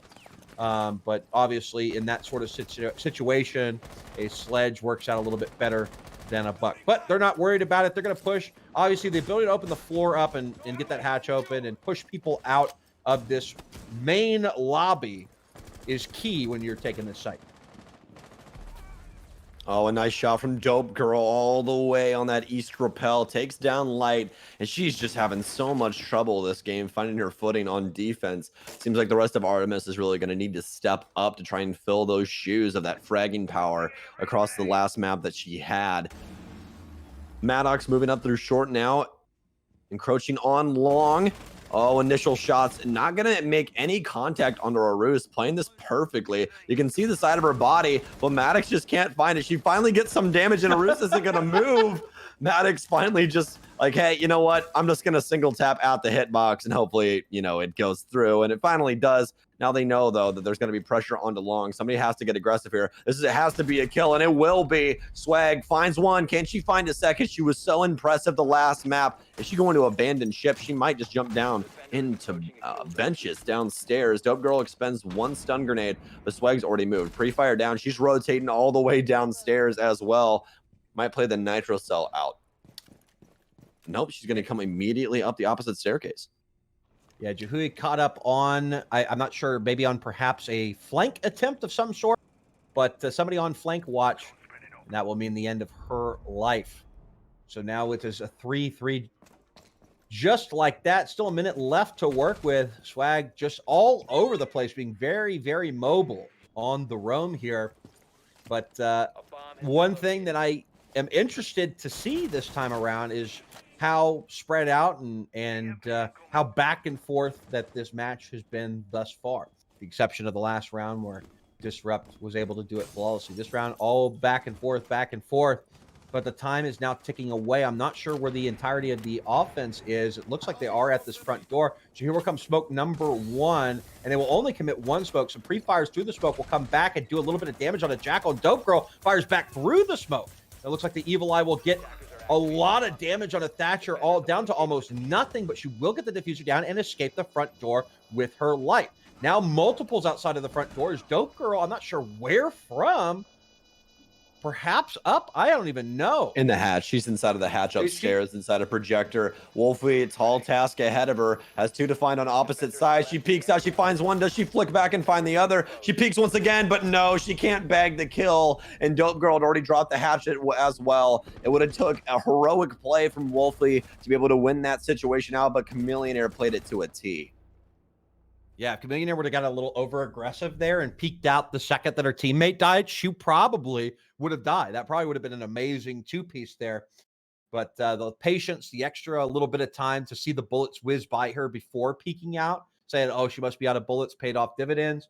Got the kill. Disrupt Gaming up 3-1. All right. Well, jumping into round 5, Disrupt looking very good on Consulate. And now you definitely know exactly why they picked this map to go to. I mean, their offensive clearance has been lights out so far, and it appears that Artemis really doesn't have a leg to stand on. This definitely could be going towards bank. Absolutely, it could. I mean, it's still early on. It's, first to 7, tied. And then there's still a roll swap that happens, right? So we've seen it happen, previously tonight with Victoria's Secret, who just had an abysmal attack on border, flipped over to defense and was doing well, right? That could very well be the case here too. That's why, we have the halves, and that's why we do switch sides, et cetera, et cetera. But right now, the attacking squad is from Disrupt Gaming is just doing everything right, everything. And even in those close-knit situations where trade goes back and forth, I'm not sure what's going on, because the defense doesn't really have to make the moves, but they realize, okay, let's reassemble everybody. And this is Disrupt Gaming I'm talking about here. They all kind of got outside. They got together. They said, okay, everybody ready. Everybody had a job to do. Everybody did it. They planted. They got outside. There was one up top, one on either side of the door. They were totally ready for that post-plant scenario. And see, those are like team plays. Those are team victories. And I'm not sure if they were just losing their gunfights or what Disrupt was doing, but right now you could tell that the team play is what is, helping them to be so successful here on Consulate. That, and of course, that this is DG's map pick, right? Yes, this is DG's map pick. It is indeed. Well, moving on through now, a minute off the timer already, as DG is going through the motions of what they've been able to be successful with these last couple of rounds. As do have admin control moving in now. Give me 1 second here. Yes. So they're pushing down. They were able to do this exact same thing. Thatcher. Oh no, the order in which they detonate or they threw it was not synchronized. They did that exact same play earlier, the EMP to get rid of the ADS grenade, and absolutely destroyed a Roost in that same spot. Unfortunately, they fumbled the timing up just a little bit, and thus Arus was able to escape, actually putting a little bit of damage down as well. Chameleonaire doing the same thing she did last time as well, punching that door down. Last time there was somebody kind of in that corner ready to go the second she punched the door open to get the kill, but there was nobody there this time around, which is fortunate for her. So still 10 people alive with 2 minutes about off the board, as they will actually use one of the thermite charges to blow the door open above Visa stairs. Maddox will kick things off with a kill onto Arus. That was that smoke playing close in by vending machine. Somebody who's very dangerous up close with a gun as powerful as a shotgun at that sort of a range. Maddox just peeking up underneath. Swag will find one on the Dope Girl refragging, and that's the thermite gone. No breach into projector on that wall will be happening this time around. And Swag, I think, used that opening against them. Jihui will find one onto Swag, refrag him right back. So it is a 3v4. Jihui getting some damage done, but no, will win the gunfight long distance onto Light. ACOG versus ACOG. Wolfie will find one at window as Madeline finds one, saving Wolfie from sure and instant death. What a team play right there to have each other's back like that. Lot of damage done, though, on the side of the defense. It is still a 2v2. They have the diffuser there in sight. They know where one is. As they see the barrel of the gun, some pre-fires come out. No! Wolfie with the hip fire almost misses, but Jihui gets the last one. But that's it. They will run out of time. She will stay alive with about 3 health, and well played there by the Echo in projector to clutch that one out for Disrupt. Impressive for Artemis. Impressive round overall by Artemis, as you said, but impressive 2v2 there at the very end. Fantastic kill there by the Jaeger to be able to secure the round. Got aggressive at the proper time to kill the buck and made it extremely easy for her to play safe in order to play time. And obviously, as we've said before, timer's always on the defensive side when it gets down to those crunch time moments, and ended up working out for them in their favor. We might be going into this at a split. So apologies for that. My grandparents just got in here and they just like walked in. My grandma was like, "Hi, I've got you food." I was like, "Oh, thanks. I want food. Bring me food." Grandma Jan Goat, let me tell you. We got a sandwich and onion rings, Ty. That's what we got. I miss the wonderful Mexican food you can get in your neck of the woods. Oh man. I miss that the most about living near where you live. Okay, don't act like Houston does not have good Mexican food. Oh, absolutely they do. And where I live now still does, but there's just nothing like El Valle. Oh, that's true. Food, okay. Period. Okay, that's true. So and you gotta eat it while you can. You know what I mean? Mm-hmm. Well, I guess maybe not. I don't know. But anyway, here we go. 2-3. Artemis not looking good at the start, and that was a very, I mean, that could have gone either way extremely easily. 1 iota of health on the side of Artemis as the final second elapsed from the clock, handing Artemis their win on that previous round. But that's all it takes. 2-3 instead of a 4-1. Tremendous for Artemis, who want to try and close it out in this map. They do not want to go to a map 3, because if they do, that means that the they will be coming off of a loss, basically, right? Mm-hmm. So DG will be feeling good at that point in time, and perhaps have the advantage because of that. Well, we're going to have an initial pick by Jihui, caught Madeline on rotation, and that's huge. Can't move Evil Eyes anymore. No more Alda in play for the defense either, and Disrupt setting themselves up for victory on this offensive side, which, as we've seen recently, has been extremely hard on Consulate overall. We haven't seen very many teams be extremely successful on the Consulate attack because the defense has been so aggro as of late, where you can't even really touch the building. You just die outside with all this contention. Yago Track's working out. Oh my, so close. Maddox is in. Everyone's playing upstairs, trying to play the vertical angles. Maddox, quite a bit of damage, waiting for the drops. Bright Queen finds one as they, I believe, try and hop outside, but they have the angles needed to try and stop a default plant here. Light could also help out if they find the man inside a bathroom.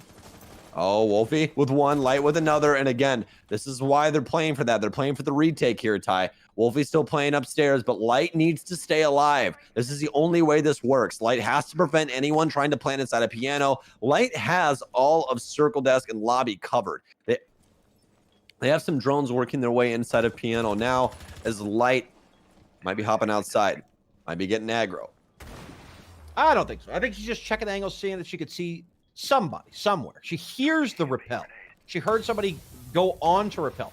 Here comes the plant. They know the smokes are coming out too as well. They're going to throw some pop shots in that general direction, and will shoot an outline around them, but not be able to connect. Franklin will get that diffuser down, and now we're in a very dangerous retake scenario, most likely forcing somebody to run out, but it looks like all the angles are covered. Chameleonaire sees it from a mile away, and we'll stop it immediately. Wolfie will sub. I don't know how she got that shot off. Beautiful job. Jihui, though, is there to clean it up. And that will be the first half of Consulate done. Great job there by Disrupt Gaming to take it 4-2. Now Disrupt's turn to defend. Can they carry this momentum into the second half? That's the real thing is Artemis going to be as dangerous on offense on this map as they were on Coastline? That's what's going to tell you who's going to win this. Disrupt so far on the offensive front have looked fantastic, especially Maddox and Jahui. I mean, they've been so impactful overall. I really thought that Artemis had that in the bag there for just a second, but as you said, we just saw someone paint a picture around the person putting the diffuser down. So did not end up working out for them in the very, very end of that, but overall an impressive showing by both teams. Yeah, absolutely. And it's, you know, when I interviewed Maddox Maddie from DG prior to it, and she says that, like, emotionally, the team's pretty stable, right?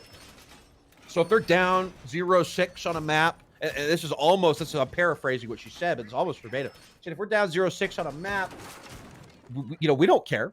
We're going to play just as hard, and, you know, we're not going to let it get to us. And so, you know, they lost the first map, 7-2. And clearly they didn't let it get to them. They've turned it around. And not only that, but their team play, and I mentioned this, but they have been, like, you could tell, I've been seeing, you know, Maddox up top coming in solo with the buck, 2 drones at her feet. We saw that play where the EMP bursts a split second before the grenade bounces through the door frame from copier to vending to clear that smoke out of there.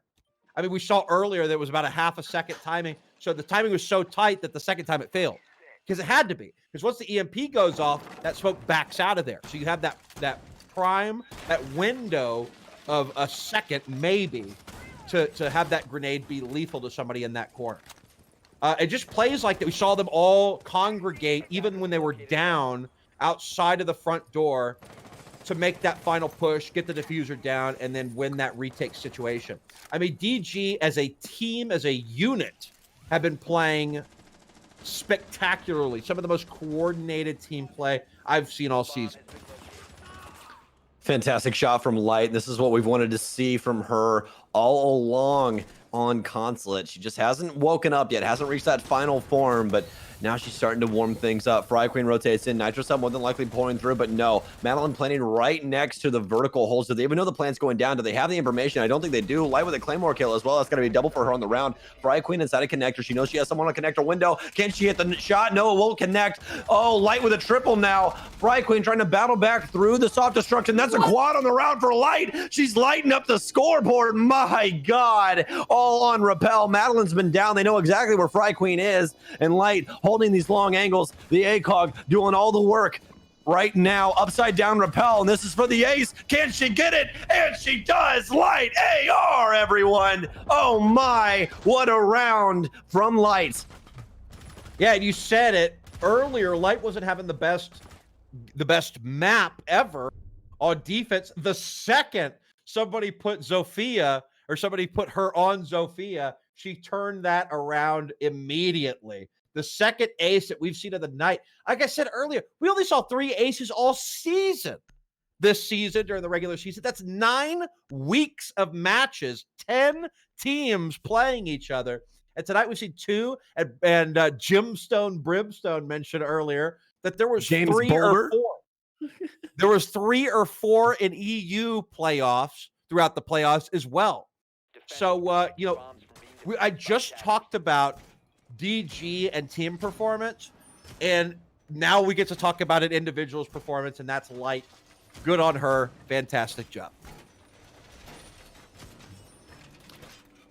Well, Disrupt feels like they have something to say about that last round. More than likely going to play a little bit more passively and try and prevent things from the second level instead of trying to directly contest the windows, because upside down repels are so very powerful.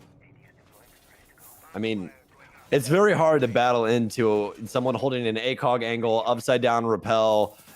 You have to basically be pixel perfect with your placement, and even then it's a gamble. Yeah. Yeah, it is. do a quick refresh here as my computer's likes to be weird sometimes for no reason. There we go. Sync back up now. So fantastic opening attack from Artemis. And I tell you what, to have something like so surgical or to have something like an ace happen that just happened like that can be demoralizing. I just spoke about how DG is less prone to being affected by like that, but they're not tanks, right? And getting aced is one of those things that it's like getting dunked on in basketball. Like, she'll kick things off again just 30 seconds into the match. This is the second time in a row she's done it from Repel, just catching this DG team scrambling up top. I'm not sure if they're late on the setups or what. Fry Queen posted up real close to the body, now frozen in place. This time Maddox knows where Light is targeting, and she will hang out there and prepare to try and defend it. The drone up nearby probably sees her at this point. It will now definitely as she shoots it off, and there it is, primed and ready to go. This time it's Swag. Good intel gathering by the likes of Artemis, and it's a 5v3, Mr. Stokes. Of course, as soon as I say that, 5v2, Light picks up her second. Does indeed. Contention on yellow stairs goes Camillier's way, but the plant's going down. Fry Queen with a quick shot, but Madeline's still sticking the plants, and that's exactly what she needs to do. The pre-fire comes through. Light's already passed away, as we saw. Oh no, Camillionaire right on the tailcoats, but finally catches up with Madeline. Diffuser in behind the desk. Can she stick it? Impact's rolling through. Fry Queen, they're both inside of the same room. The upside down Repel is now here. She hears it, but do they know that she's on Repel? Swag with 2, and Artemis equalizes in round 8. Yeah, Light added 2 kills to that round. Swag added 3. And they are just, I mean, the Repel game is nuts. How do you go up against that? Well, unfortunately, that's going to be Disrupt's problem to solve, because that is what is absolutely destroying them. All 10 kills, all 10 deaths by Disrupt Gaming in the last 2 rounds were from a repelling operator, period. So now they got to figure out, what are we going to have to do to counter this? We're going to have to run out? Are we going to have to get more ACOG operators in the mix and hold angles? What are we going to have to do? I'm glad it's not me, because I do not want to challenge somebody who's playing as well as Light and Swag have played the last couple of rounds on Repel, period. Defenders, protect your bombs from being defused. Yeah, upside down repels, man. That's just something, it's very hard to deal with. Extremely, extremely difficult. I do not feel for anybody that has to, well, I feel for everyone that has to deal with that, especially like all the way up to pro level, all the way down to casuals. It doesn't matter. Upside down repel is such a hard thing to try and combat. Really the only way to do it is go outside.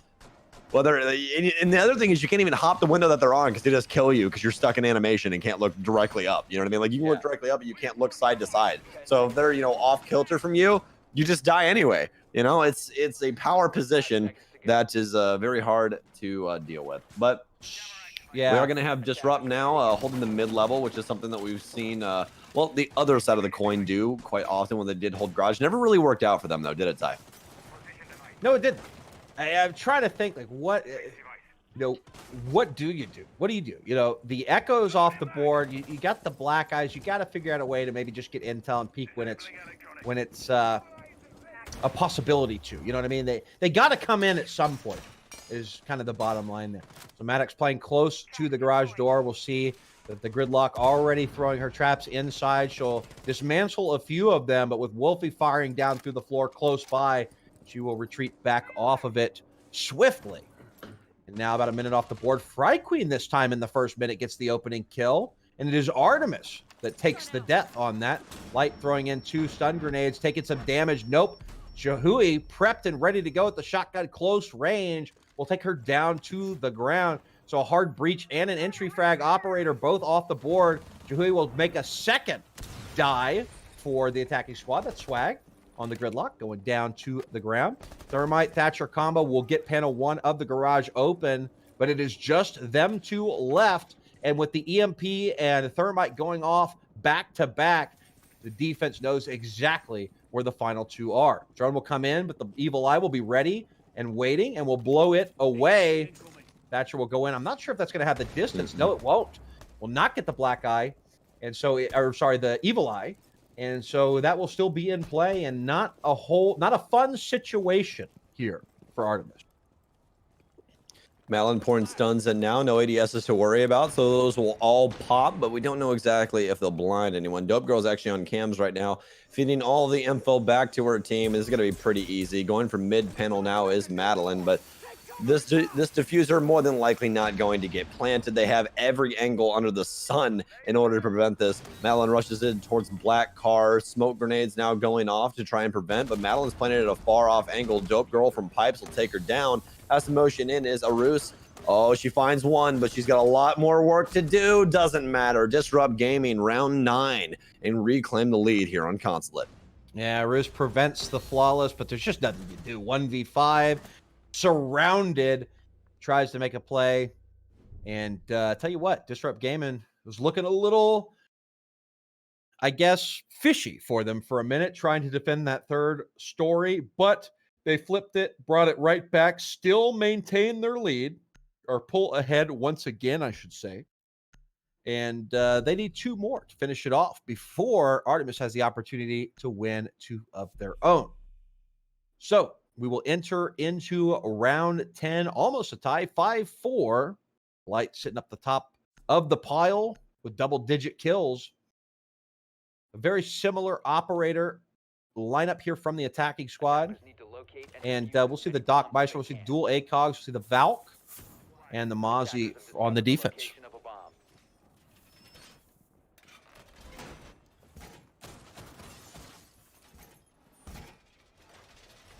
Oh, you're muted, buddy. I did it again. Apologies. Anyways, Disrupt Gaming has been extremely successful on these mid-level holds, whereas we did not see any of that from Artemis on their defensive side. And that's really been the tell of the tape for me so far. Right now, the offense, though, for AR can pop off at any time. I mean, we saw that amazing round from Light and immediately got followed up by yet another victory upstairs. I feel like Disrupt's only side that they're extremely successful on right now is Garage. They may be able to change my mind with Lobby, but Lobby, regularly speaking, if handled properly with a setup take, is pretty dang easy to get across. So we'll see if the offense can find the picks needed to get into sight. The last time that we saw a mid hold here was actually AR on defense. And all we saw was Buck rotate in. I believe it was Maddox, wasn't it? On Buck that just rotated into bathroom and was just on site all on her lonesome with no other defenders there. Yep. Poked in the bathroom. Unfortunately, she got shut down right away. She stayed in bathroom for too long and then hopped through the open wall into piano where somebody had finally rotated back down yellow stairs. Either way, like she just crouch walked, crouch tiptoed into sight completely undetected. Oh, and Madeline already going for a plant, not a minute off the board, but Dope Girl is there. Where is her cover fire, I wonder? Jahui with the C4 actually gets the finish. Swag will get one, but not before Chameleonaire gets a kill of her own. So that is 2 down. Make that 3 down on the side of Artemis. And Roche, she will try and stop the bleeding, making a kill down onto Maddox. So it is a 3v2 with the diffuser hostage in the site. Chameleonaire will find her second onto Arus, and now it is all up to Light. And the fast-firing F2 will have to find all 3 remaining defenders as the diffuser is now firmly in their hands. Well, we're going to need Light to step up to the plate here. Otherwise, we might be going to a map 3. They only need 1 more round to push it to map point and make that all the more fathomable for this defense. Light with the F2. It's the weapon of choice for anyone trying to be in a clutch situation. The thing's a murder machine. Plenty of noise coming through that hatch, more than likely. Light gets read out by the camera inside of lobby. Shifts over towards Z, sees another cam inside of Spiral. Plenty of time on the board as well, but she's got to pick and choose correctly in order to win this out. Is she going to see the angle held on yellow? No, it's actually going to be a passive angle held by Chameleonaire, waiting for any sound cue towards piano. Oh no. Isolating out that single kill. Oh, fires back through. Chameleonaire could be rotating up right now. She's got to be wary of it, but no, it's going to be from the hatch upstairs, and Disrupt Gaming pushes it to the limit. Yes, indeed. Testing the crouch key while they're at it, too. Yeah, just a bad Got to make sure those scenario. work, you know? Yeah, absolutely. Sometimes they get stuck, you know. That's how it goes. With all that crouch walking. But here we go. Round number 11. Match point now for Disrupt. Not looking good at all on map number 1. And now Disrupt sitting on map point in this best of 3 series.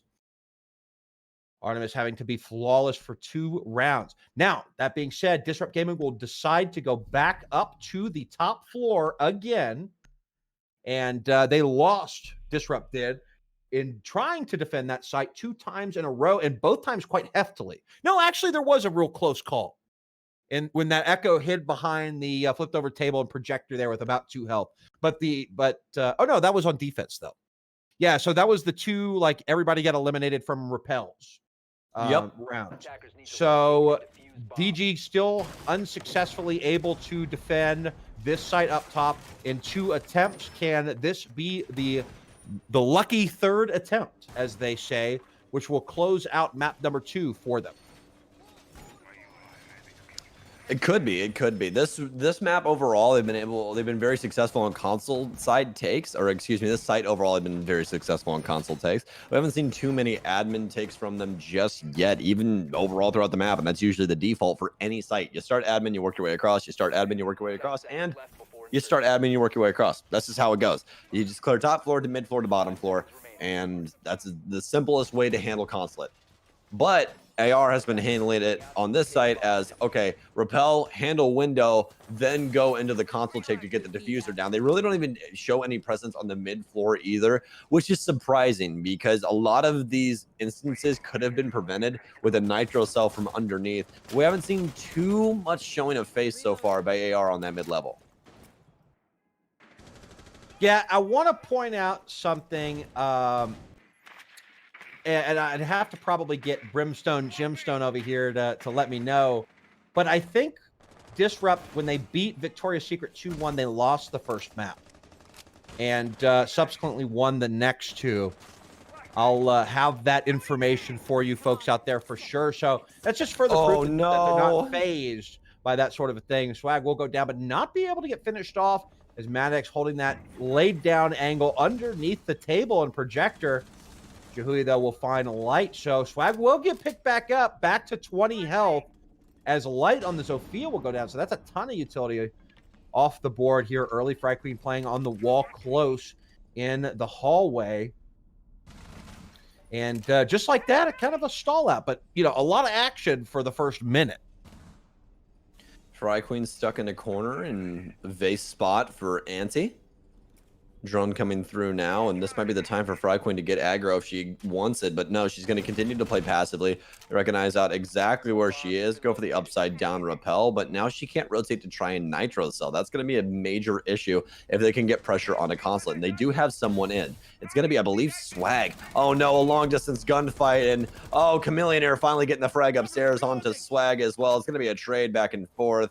Wolfie working the windows now, has someone extremely close. It's going to be Fry Queen, who is still working that nitro cell. And this could be what wins them out the round. Arus trying to play out as well. She has the cross, and finally they're going to find her as Arus finally finds the angle through Auntie.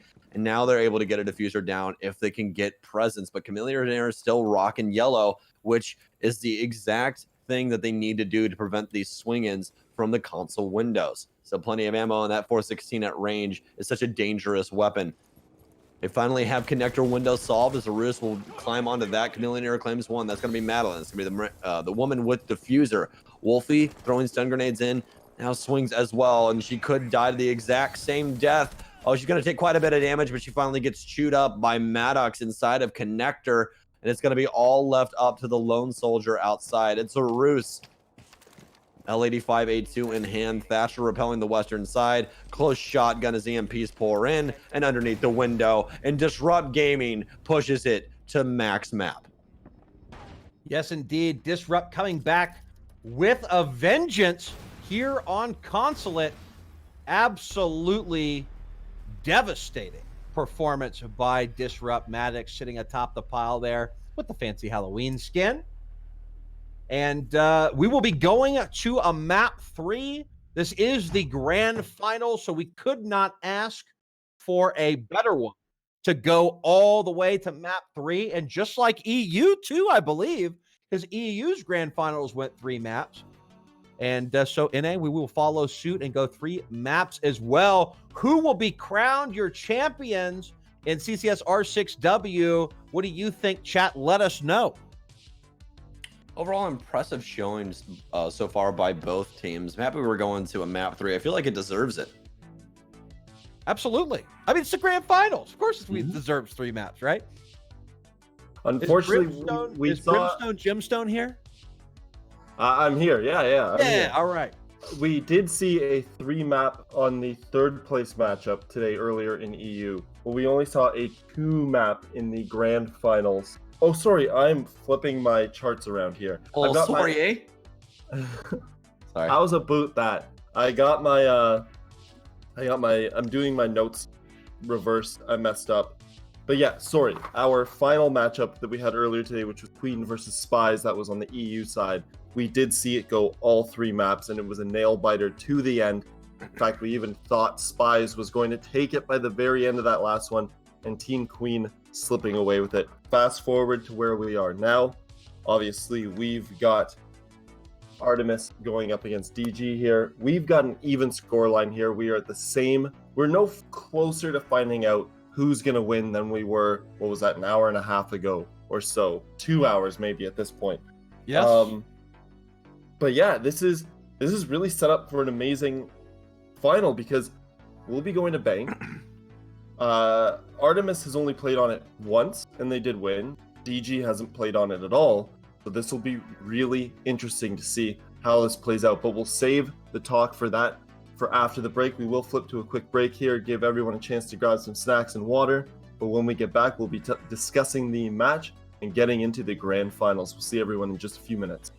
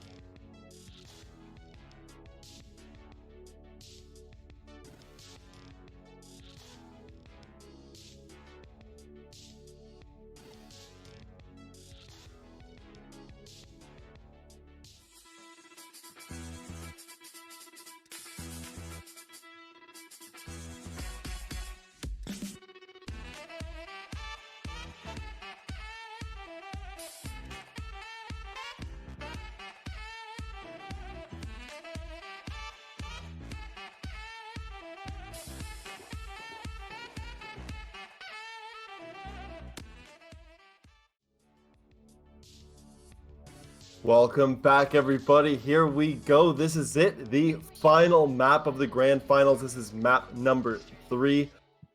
Before we get into it, I'm Brimstone, of course. We've got Stokes and we've got Ty Tangles, your amazing casters for this matchup. We are going to find out. We are at least 7 rounds away, somewhere between 7 to 15 rounds away from finding out who will be the inaugural champs of CCSW Rainbow Six for US. This is going to happen. It's either going to be Artemis or it's going to be Disrupt. We're going to find ourselves on Bank here. If Disrupt plays like they just did, they have a legitimate chance of taking this, don't they, Stokes? Yes, they do. They definitely have a legitimate chance. Again, this is practically like resetting everything, right? Each team has one map. It's going back to the drawing board, essentially, Brim. So you really don't have to worry about much. You just got to worry about what's ahead of you. You've obviously battled out for the last 2 hours, and now you have one more map ahead of you, and that's the one you need to be able to take this. And this is exactly why Disrupt has made it this far. Maybe they're just a best of 3 team. We've seen that happen inside of Pro League as well. TSM's a best of 3 team. They don't do well in best of 1s, but when you get them inside of those best of 3s, they're practically unstoppable. And Disrupt might be, echoing that exact same narrative. Now, Ty, we've often talked this season as it's a newer league and people are finding their footing and players are coming in and out, usually on the sub side of things.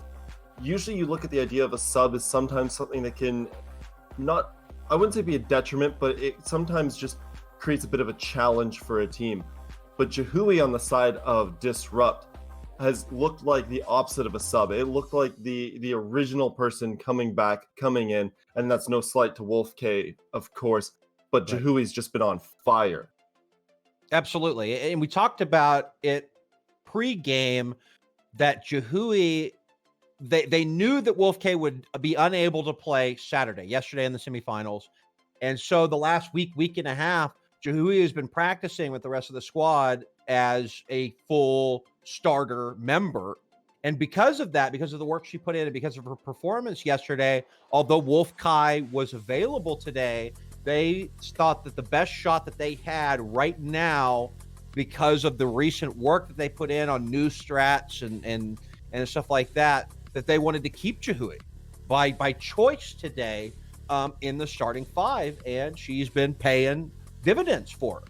And I mean, you got to give credit to Wolf K, of course, there, because that is an absolute team player move there. It's a team sport, and it requires player decisions like that. When you say, hey, you know what? Sometimes if I feel like the best decision is to step out and have the person who's been doing a good job to keep doing a good job, it's important to make those decisions. So credit to Wolf K for really being a team player with that kind of selfless position on that as well. Now we are going to Bank. This is a really interesting map, and we haven't actually seen Bank all that much throughout the year or throughout the season. As we were saying just before the break, Artemis has been to it once. Disrupt hasn't been at it at all. So there isn't a lot for either team to look at here. Does that leave maybe for a more open, interesting match between these two teams because of it, Stokes? Yeah, absolutely, man. Especially rolling into Bank where, a lot of Bank is just heavy strategy and there's a lot of different ways you can handle situations. Some people play open area, there's different ways to set up these sites. Obviously, there's a lot more creative ways to handle this map. And especially rolling into Bank, I feel like this is leaning towards Disrupt, especially with how successful they were on Consulate. But we'll really have to see. As you said, not much VOD on either of these two teams rolling into Bank. So it honestly might just be a frag fest. We really don't know. Well, Artemis has the experience of playing on this map. They were victorious on this map. But Disrupt Gaming just proved that on a very large, very open, very vertical map, that they have the chops to get the job done. That is Bank in a nutshell. It's the biggest map. It's the most open map, right? There's a lot of vertical opportunities here. So, and Disrupt, if they've done their homework, will have that information on the time that Artemis played Bank. So that's kind of in their favor. So really, it's the ball's in anybody's court, right? They both of them have the opportunity. We will not see a Jackal be banned either. Habana and Capital will be the two. Typically, especially when basement is the attacking location or the defensive location, as an attacking squad, you want to bring 2 hard breachers so you can get the hatches as well as the server wall. So Habana off the board. We will see the Maverick to, at the very least, be able to get a hatch or 2. We got the Thermite as well, and there's the Jackal, of course. Thatcher, Zofia, pretty much absolutely no surprises on the side of the attacking squad. Meanwhile, on the defensive squad, they will elect to go upstairs first. So they will bring the Kaid, the smoke, to kind of show that, hey, we might be going downstairs, and the Kaid will be 6-picked to a castle. So an interesting turn of events there, as, of course, the main way to attack upstairs, as long as there are enough warm bodies on both sides, is to open up that CEO wall, in which case an extra hard breach is not necessarily the play. So I think a very good, sneaky first round little thing that Artemis is doing, and I expect them to find some success up top, unless DG could somehow find some easy picks right out of the gate, or throw a wrench in their gears in terms of setup or how they decide to set themselves up. We see that shield play in front of elevator, looking down towards the stock room, and we also see play kind of in the corner, tucked in the corner there on the outside of stock, looking down past janitors straight over to the CEO wall. Those are 2 angles that we see frequently played by defenders. So now Disrupt Gaming knows that upstairs is indeed the site. What will they do, Stokes? That's the question. Well, the main thing for Artemis, the reasoning that they're going up here is because they want to throw off that offense, right? Oh, absolutely. I mean, obviously, the offense, regularly speaking, on Bank brings the same setup. You don't really change things up too much. I mean, they have access to Jackal. You're going to have him in the lineup. It's Bank. They're bringing the Maverick as well as the Thermite. There's nothing wrong with their setup right now and what they have for offensive operators. And I will tell you right now, Madeline's playing a very dangerous game by rotating over near Banana, near E2 there. Almost got her head ripped off if anybody was going to be out on the garage. But not going to happen. Not in the cards for her, at least. DG seems to be going for an eastern take. They need control of stock as well as the top of square in order to get open one of the walls on the CEO office. Maddox apparently once inside of stock. She's going to be the first one in, but would not recommend that. Might want to be Fry Queen or Jihui, somebody that's got utility that is okay to die with. And are going to have a ping out, though, that Wolfie is holding that cross angle for stock towards the window. I'm glad you also call it square, right? It's either square or heaven, and that. Oh yeah, I've always called it square.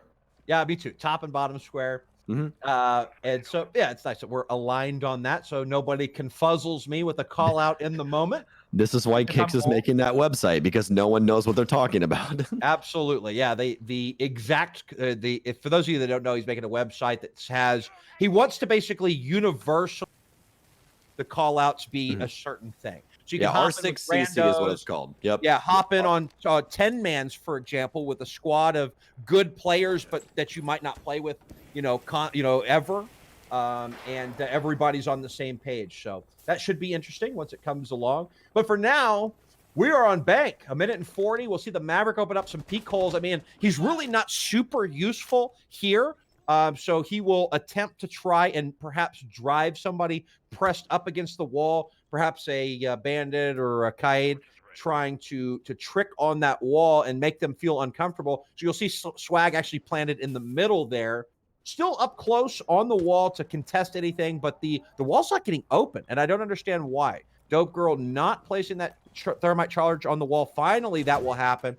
They were just trying to see if they could find a pick, but here comes an impact grenade, and that will actually destroy the thermite charge, I believe. Here comes number 2, and that thermite charge for sure gets destroyed. Now, the real question is did that first thermite charge get fully placed on the wall, or did she stop doing it? Because if that impact catches her in the animation, it will not destroy it. Meanwhile, Jihui will take but except for about 5 of her health taken away, as now there's only 22 seconds. There's still 10 people alive. Yep, winning off of utility. Maddox trying to cut open a nice square to be able to get into console, but this is more than likely going to get recognized out. That metal falling the ground's pretty damn loud, and Madeline gonna immediately remove Maddox from the game, sets her on the bench. Chameleonaire following up as they have to rush things down, rushing directly into sight now, but Chameleonaire is not looking behind her. The castle's still alive. Where's the castle at? Laying underneath the desk, plant going down, a quick knife as they have to stick it, and Dope Girl will die as well. Artemis claiming round 1 off of a little bit of time and a lot of bit of utility. I'll tell you what, that castle play with the impact grenades won the round, period. They just show, as a matter of fact, Artemis almost shot themselves in the foot by going up top because they had a backup hard breacher, right? But thankfully, that hard breacher, the ability only after all of those initial holes and lines were made on the CEO walls, only had enough juice left to create a very small crawl gap. With the Alda at long range, ADS on that gap, ain't nobody getting through. We heard Madeline fire no more than about 2 or 3 bullets to shut down that rotate, and it was just too much, too soon with the, too little time to work with, I guess, there for the attacking squad. And Artemis, a very easy round 1, so that going up top, off kilter move proved fruitful for them. Yeah, it did. And I think that the main thing for the offense there is that they really didn't know how to handle the situation with the impact holes being over top with the operators that they had. And the thing that makes that a lot easier is Habana. But guess what? We don't have access to Habana. So we're not going to be seeing her show up too often. The reasoning for that Habana ban especially is because you have to pick and choose the hatches that you want open. That's why they're bringing the Maverick, is so that they can torch open one more hatch. It takes a lot of fuel in order to do so, but that's the reasoning behind that ban. So with Thermite up, you can exothermic charge one of the walls on server in order to get a plant down and pick one hatch. And you can add one more hatch for your leisure with the Maverick. Absolutely. So the setup will happen downstairs. A-Spet, what is widely considered to be a must-win defensive site. And it doesn't look like anybody's playing server stairs, which is kind of a meta thing to do. But just as I say that, Arus goes over to that location. Typically, we'll see the smoke with a couple of ADSs and a shield to try and hold it out. This time, we'll actually see, yes, indeed, we will see the smoke up there.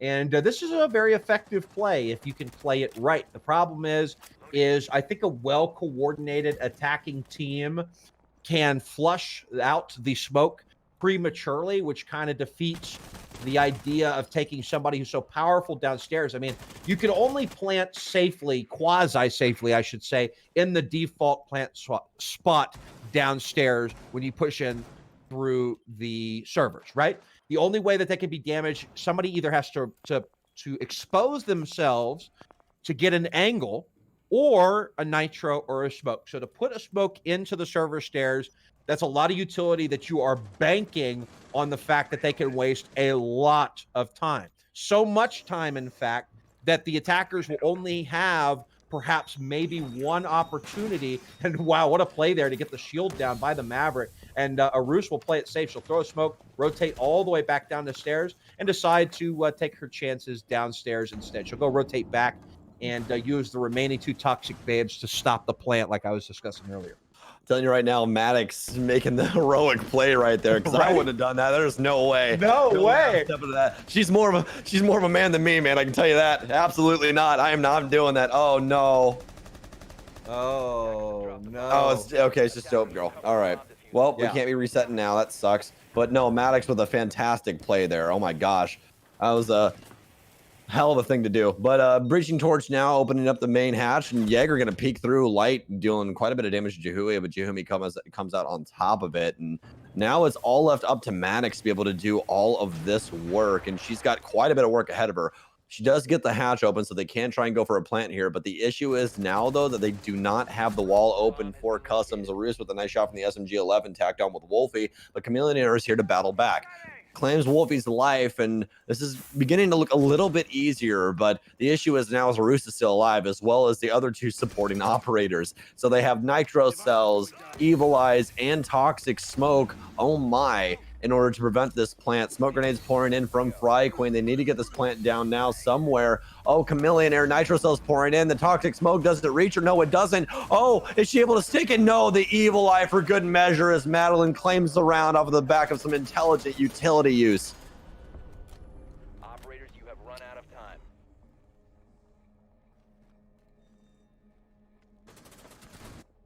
overall, such a brave play across the board by multiple teams. That was I was so muted. very impressive. Oh, you were Yeah. oh, you're fine. You're fine. But Yeah. no, I just want to point out right there that Maddox tried everything in her power in order to make that round go their way. Such a brave woman to step up to blue and torch down that shield with somebody on the other end with an M590. That is I've never seen anyone handle that situation that way. And I was like, oh my gosh, this Well, is it so happened scary. so fast that you saw the animation of the shield collapsing. Like it only barely started to move. Like they didn't even see each other. That's how fast she ran in, popped it with the little torch poop.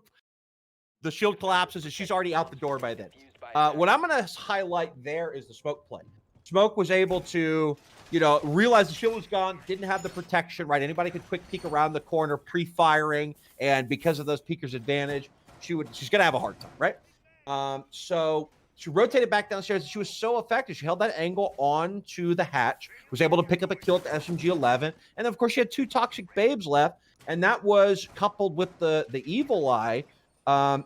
Everything that stopped the plant. Nobody had to expose themselves and get shot, and that was the cornerstone of why they won the round. So good on them. They'll go to Archives Tellers this time around after winning their first 2 sites up top and down below, if you will. And a lot of utility now being deployed here in open area as well as up top to kind of have a little bit of a fluid roam game going, I would imagine. All light going for the spawn peak. Out towards the front of bank. Could bag her a kill. Could be extremely impactful as well, depending on who dies to it. Doesn't seem like she's going to find anything, even though the attempt was there. Maddox already rotating in, and she's getting more and more aggressive. It feels like she's starting to feel herself just a little bit more on this Maverick. Now they need to try and figure out how to take this top control. Torch allocated towards the middle of the actual wall here. Pre-fires coming through, recognizing now that someone's inside of janitors with that ping. So information game working out a little bit better this time around. Light playing from a far off angle, and this is going to be very hard for Maddox to figure out. She more than likely might step up to the hole and get her head removed. Oh, gets shot in actually from the windows. I believe that was out towards the north side of the map on rappel, or that could have possibly been all the way in garage. A quick flick, but it's not going to work out for Fry Queen as Wolfie with the quick move, intelligent play downstairs. Yeah, great move. I'm not sure if that was an intel reaction. If so, what could be out there? I mean, there is a Valk, but to get a camera out there is so difficult. There's a camera underneath garage if she didn't shoot it. Yeah. Yeah, I was going to say, what a big mistake if the default camera's still there. But either way, she will get taken down to the ground. Beautiful play there on the run out. And now 1 minute and 20 seconds left. The Jackal off the board, such an important operator here on bank. None of those pings will be at the disposal of the attacking squad, as they are still working tirelessly to clear out the top floor. And is there anybody up top still? It doesn't look like it. No blue silhouettes to be seen. Looks like they will have dropped all the way back down to work on site. And the roam game from Artemis, absolutely stellar, as over 2 minutes are off the clock. Still multiple attackers upstairs. Jihui and the rest of the squad do have that vertical pressure now, but they don't have very many operators to try and handle out the situation. The secondary shotgun of Fry Queen obviously is laying in the dirt since she has died earlier on in the round, but there's not much time to expel left for the defense, so it's looking very good for them. They have the roam game set up as well, extended out. Wolfie over near main stairs on the bottom landing, and haven't had very many picks come through for the offense just yet as well. It's all been on the defensive side so far. Chameleonaire will fall as well, so that's going to be a huge issue. Maddox trying to torch through, but she can't get one. Has to rotate over towards the actual teller's door. Has 2 line and wait inside of E1. Swag all the way from open area, claims the first. Jihui's been down. It's all left up to Dope Girl, but she's not going to have any time in order to try and even attempt a diffuser plant. Artemis, so far, so good. 3 different defensive sites, all 3 in the bag for Artemis. Artemis can do no wrong right now. Every win has been in an over-the-top fashion, and you can see that by the kill feed there alone. 4 kills total for the entirety of DG after 3 rounds. They're going to have to figure out what it's going to take. What do they need to change to make something happen? Finka will be brought this time. No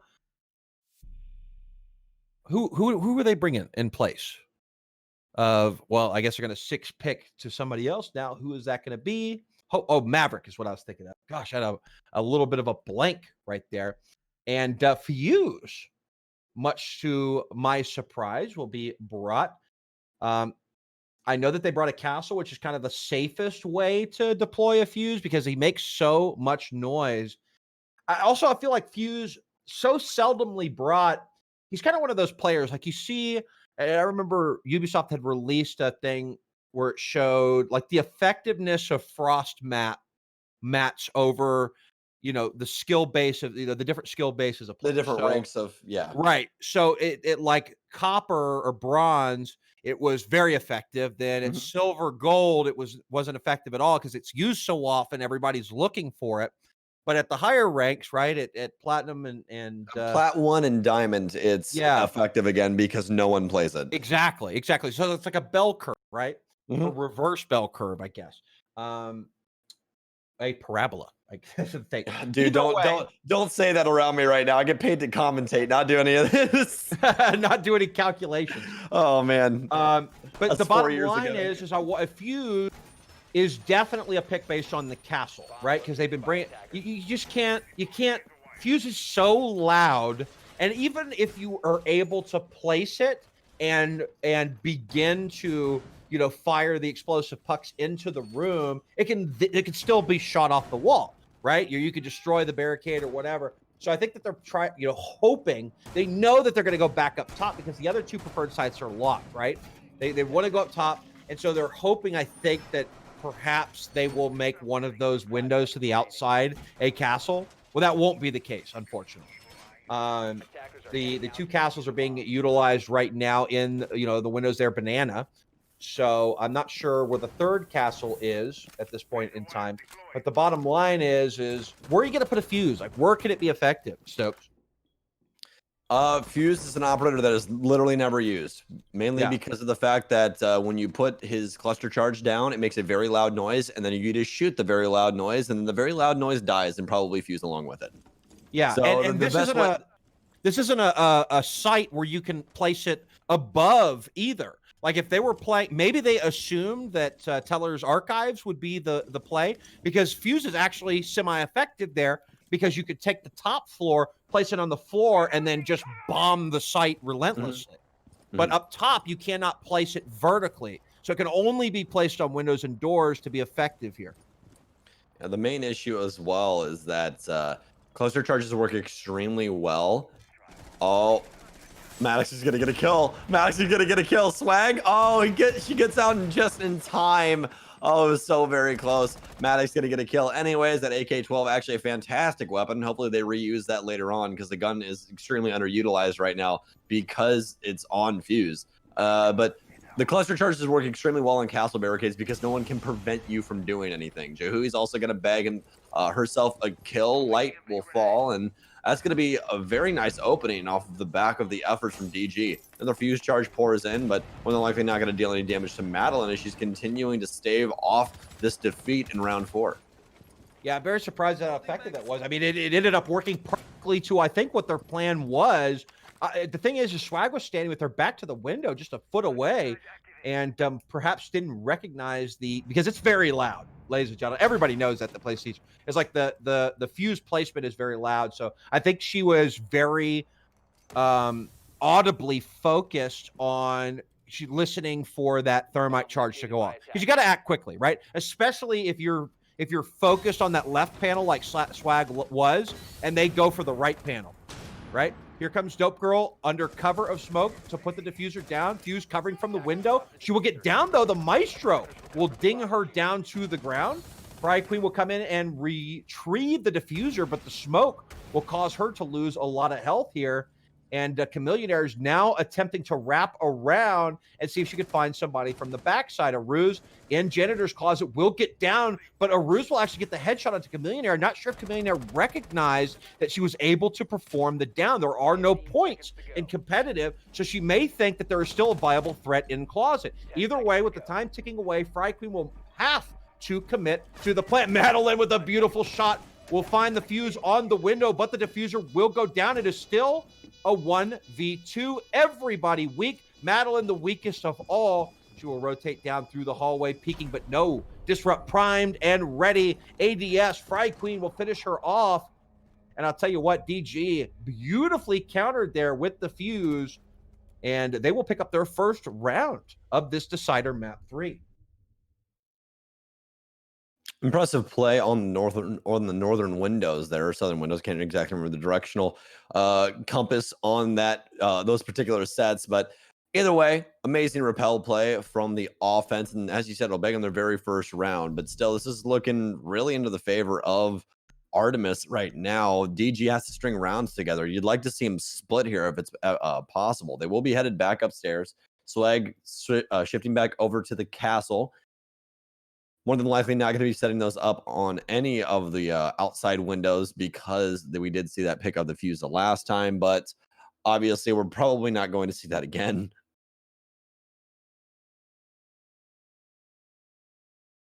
So a little bit of a delay here just because the way that the game's been working, but that's okay. That's okay.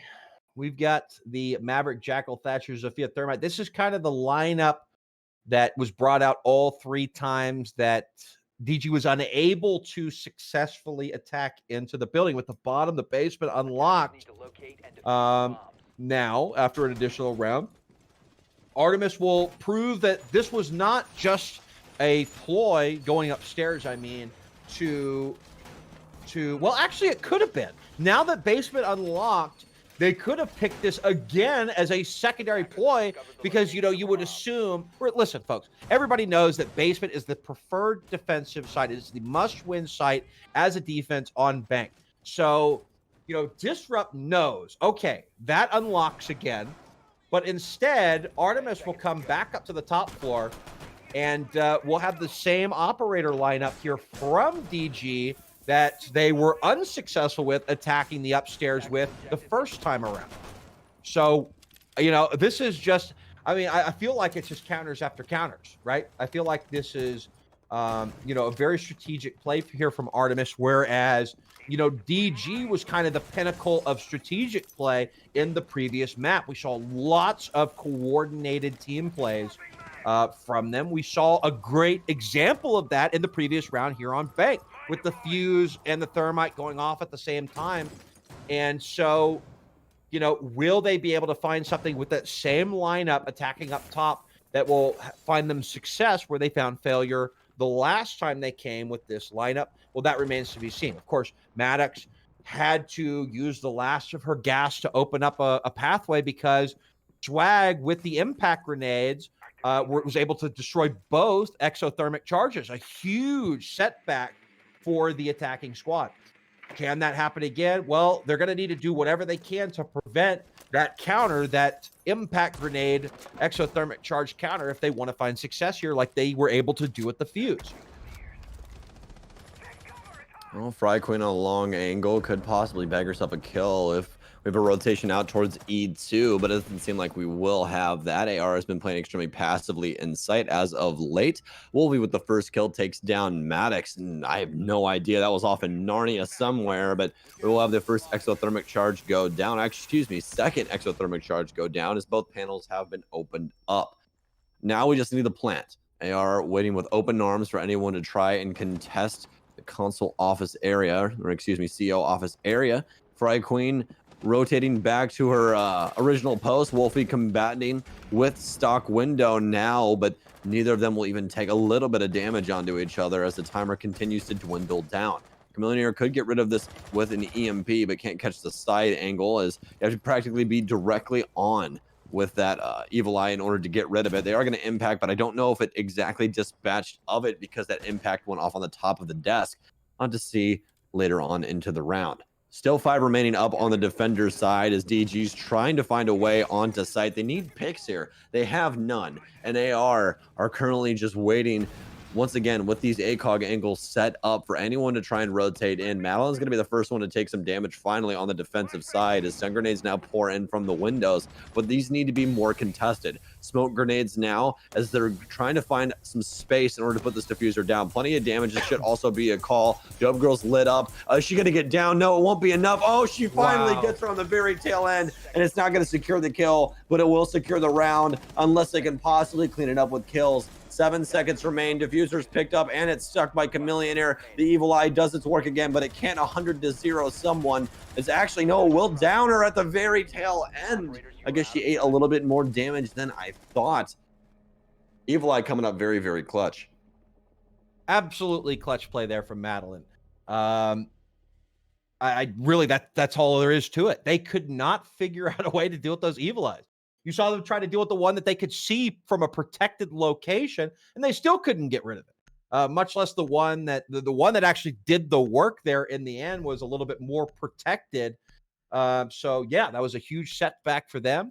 And unfortunately, the Evil Eye and the Evil Eye alone gets the job done. No pressure from those side windows. If somebody would have repelled on that north side, and of course there were some on the windows kind of looking into the office, but if they had somebody work the other pair of windows, that they could have easily dispatched a Madeline. She was totally exposed to that, and that would have never been a problem. But unfortunately, with the time ticking away, remember there were still 9 people left alive, with just seconds left to go, or less than a minute for sure.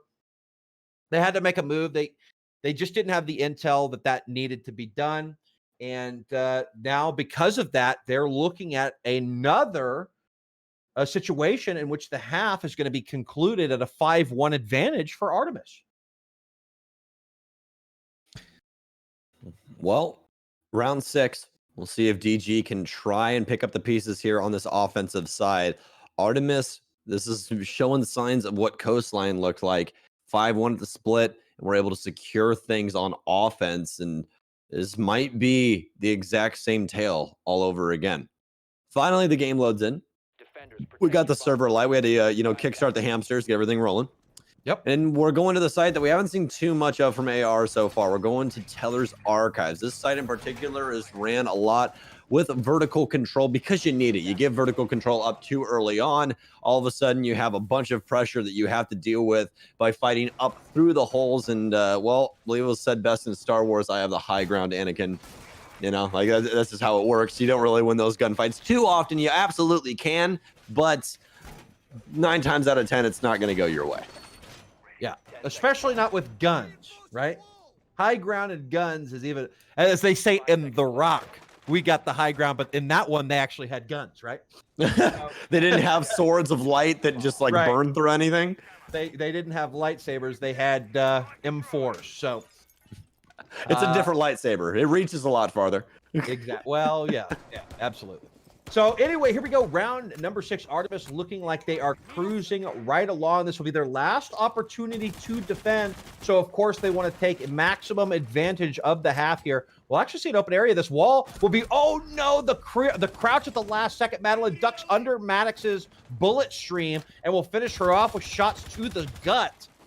And so I was just going to comment on the fact that that wall was reinforced, but she decides to push in without the intel. It actually worked because you caught Madeline off guard, but just could not hit the shot onto the head as the ducking was that awkward timing. Oh, well, you're going to have to just roll with it now. Down a person less than a minute in.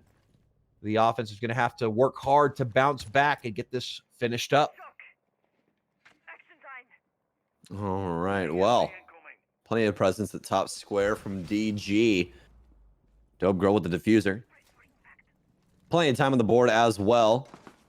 Turning towards E2 is Jahui, but they're going to need presence across the board in order to get a diffuser down here.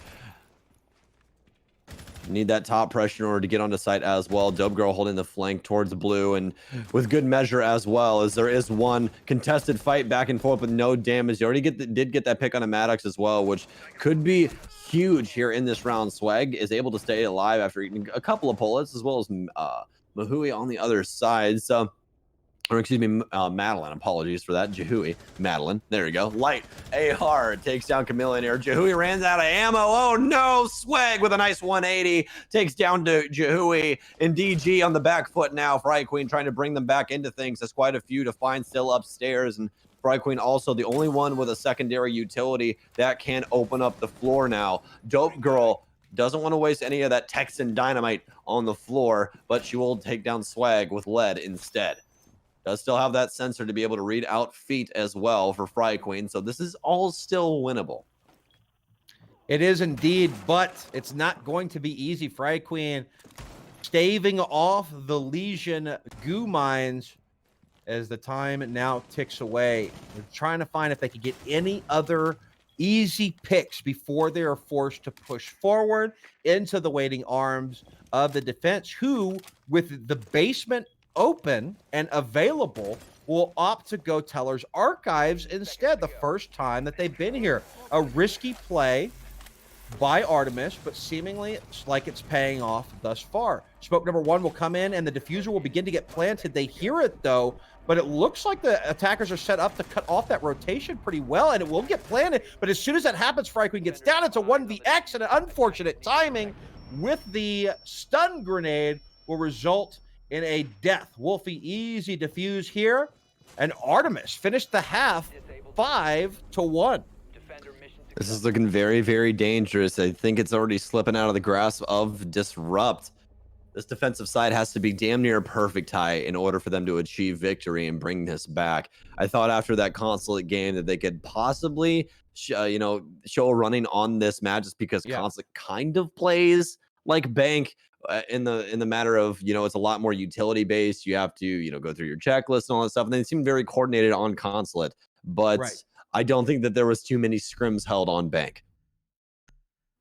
Yeah, I mean, that could be the case, and I really don't know what the major issue is here. I feel like DG has a very specific plan in place, and the second that something kind of goes awry, or they lose an operator that was essential to that part of the plan, they're having a little bit of difficulty coming up with a new plan.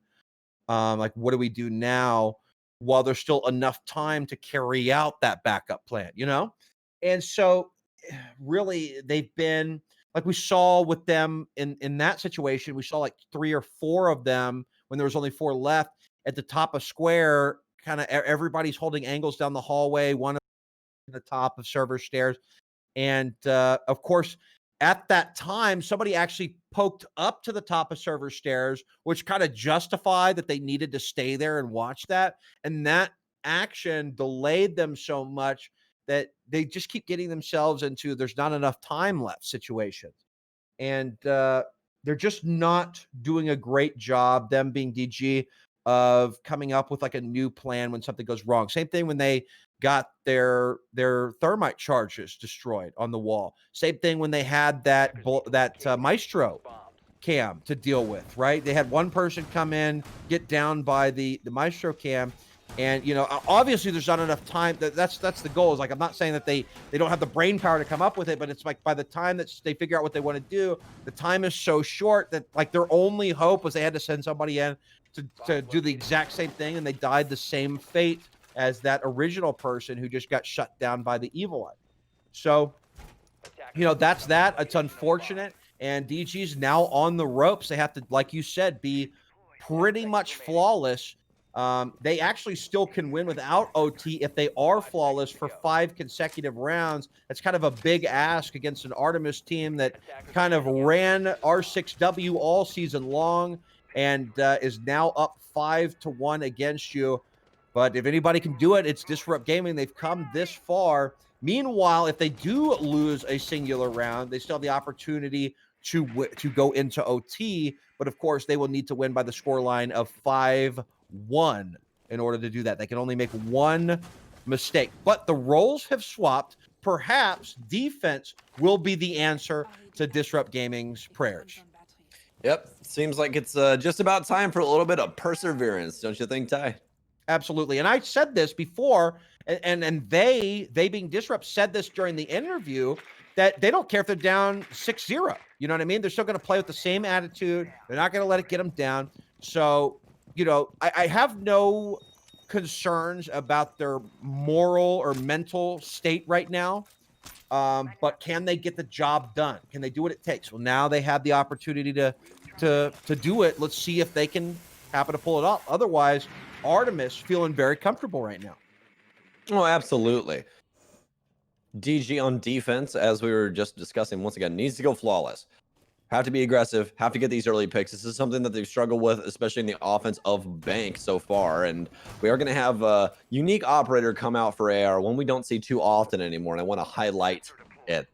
Get it? Because it's Ying. Hey, well, Light's going to be planted as well if you want to continue on with the puns as she pours the Quintalas in. They're makeshift stun grenades that just pour in stuns and blind out everyone. But DG fights back. 2 quick kills with the SMGs come through. And no, she can't tack on. A little bit of damage done, but nothing to call home about just yet. Actually, no, it's going to be a trade back and forth. Excuse me.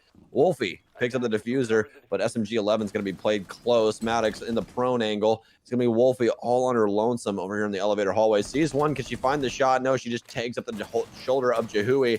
Oh, they know she's in behind the actual shelving unit here.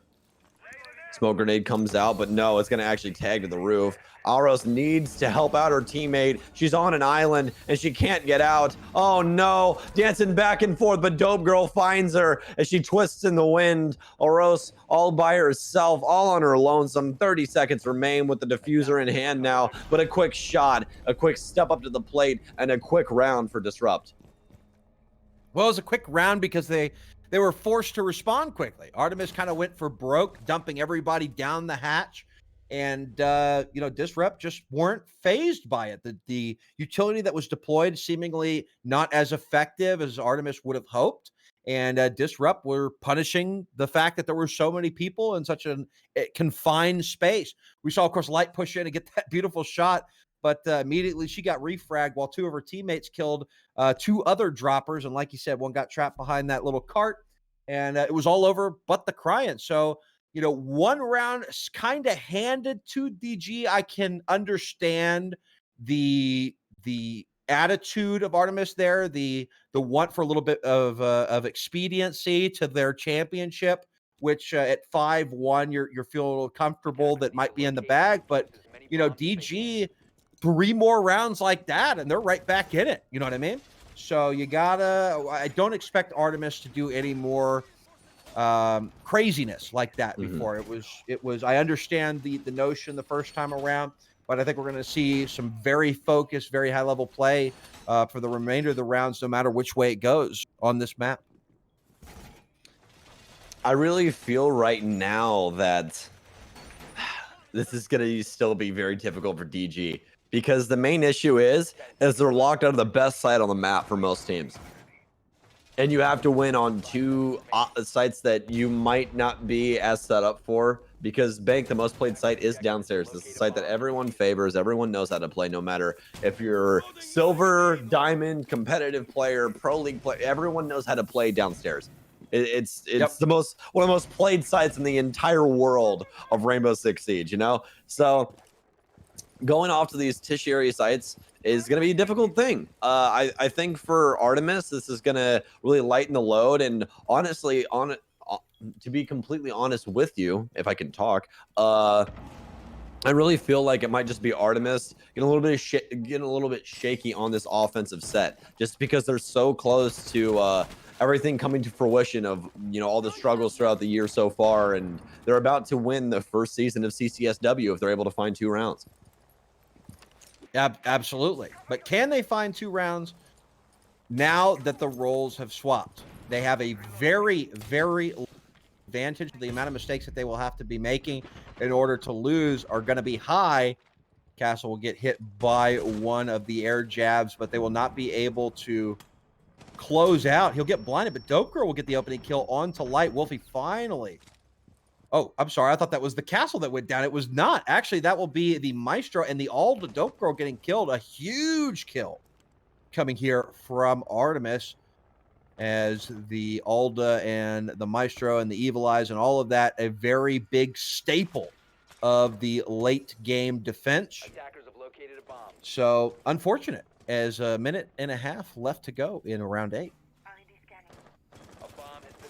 All right, well, let's get into this almost sub-minute time now as we have had trades fall back and forth. Light down, Dope Girl down. Both players been extremely impactful so far on Bank. Wolfie has presence inside of the front desk office area. Arus all the way outside still near parking garage. Oh, quick shot from Wolfie. Didn't make any contact though as Chameleonaire is in behind the couch. Brightqueen with one. A quick shot, but Chameleonaire can't find any bullets with the TCSG onto Wolfie. That gun's so damaging if you can make any sort of contact. But through the wall, it's Wolfie. Oh, almost rips off Arus as well, but I'm going to assume Arus called she was coming up grand stairs. Otherwise, that definitely could have been her dead as well. She knows someone's there. Oh, a little bit of lag, but she ends up being able to battle back. They need to get this diffuser down, though. It's on the roof. 30 seconds remain. Wolfie gets down by, I believe that's Maddox on the Jaeger. Yes, it is. Arus coming to the assistance of Wolfie, goes for the pickup here, and Maddox could get aggressive. She's going for the pickup as well, though. Tags the foot, shoots again. Oh, no. They're both up, and she's got a pistol only. Wolfie with the triple. She's got it all for her leisure now. It's up to Fry Queen to try and win it out. Only a couple seconds remain. They secure the kill, but now they know where Fry Queen is. Has to stick the diffuser. Oh, somebody needs to prevent this. What a shot, Fry Queen! Oh, my God! What a shot with the MPX! That was absolutely insane. I am flabbergasted. I am taken aback. What a play. Fry Queen. We talked about her on the laptop, playing on a laptop, absolutely decimates in a 1v3. How she hit that shot behind the little red chair, that's going to be something we're going to be going back and looking at here for a while. Beautiful play. And keeps her team right in it. And what looked like an unwinnable scenario, 5-1, now we're to 5-3. It's a 2-round differential, and they've got a buffer round, right? It's not game over if Artemis wins a round here. So, Correct. I mean, they're very much in it. Heck, they could win without going into OT. They keep this up. That's correct. That is correct. What an unbelievable play there. DG making the plays they absolutely have to make. This is the grand finals. It is 1-1, best of 3. Each team has won a map. This is it. This is for all the marbles right here, right now. And DG coming from behind. Can they keep it up, though? We'll have to wait and see. That was an insane shot by Fry Queen. That was so impressive. I was feeling for her there for a second because it's a 1v3. You're Valkyrie. You got a gun that shoots literal marshmallows. Like, unless you clip their head, then it works. But besides that, I mean, whew, dude. I've had quite a few instances of having gunfights with Gridlock where you feed her half the magazine and that woman just eats all of it. It's insane. Like, the MPX, they need to look at that gun, Ty. I'm telling you, it doesn't work. It just doesn't. Well, her utility is so good that you know, you got to have some sort of negative to balance her out. You say that, but Legion exists, and so does Mozzie. Well, I'm not going to get into the semantics. That's what I thought. That's what I thought. Okay, I'm just telling you. Well, so Valk is the way that you want others to be, right? Instead of buffing Valk, nerf the other ones, all right? Just either up the rate of fire or up her damage margin by like 2. That's literally it, and then the MPX is fine. Like, the thing is that the gun is just such a detriment comparative. And speaking of detriments, Jahui's going to have a major issue because her head's gone. So can't really think without that, can you? Castle goes away, and now Swag's already inside of the upstairs area. Chameleon are trying to fight things out, but she's been droned out as well, and they have everyone and their sister upstairs, and Swag with a double. Oh, they're getting so much quicker, recognizing how the Disrupt cannot play when they do get aggressive like this. And with such little time on the board, Maddox has not been able to put down a lot of goo mines. There's only 3 on the field right now, and she just got her 4th. So, again, this is where things get extremely dangerous for the defense. This is where that backbone has to stand up. The issue is now, though, Light's upstairs with a big sledgehammer, and she's going to be able to establish so many angles. Absolutely. She can just go knock a bunch of holes, too many for anybody below to watch all at once. And she's got so much time in the world to do that. They only have to find 3 remaining defenders, and this might be that buffer round that we talked about. Because after this, if DG were to fall here, and it is looking that way as there are only 2 remain in a 5v2, DG will have to remain perfect for the rest of the regular game. Swag will find one under the back of Maddox. Too many angles to cover. Frag Queen will bounce back just a little bit, but be forced off of sight as now 4 barrels most likely headed in the direction of the call out. She'll rotate back down to server, rotate up the stairs. Might be able to catch one more off guard here. Take some shots with that SMG-11, but the bullets run out so fast in that gun. You don't hit the head. You got to retreat. She'll peek out and continue to fire. Another clip bites the dust. Not fully reloading here. Sees that she's still behind pillar. Will she make the shots? Nope. Clip number 3 finally drops her. She's going to reload. Peek back. Only 3 more to find. Will not be able to do it. Coming in hot from Kitchen Light will find the head of Frag Queen and Artemis. Map point, match point, CCS R6W championship point here on Bank, round number 10 coming up.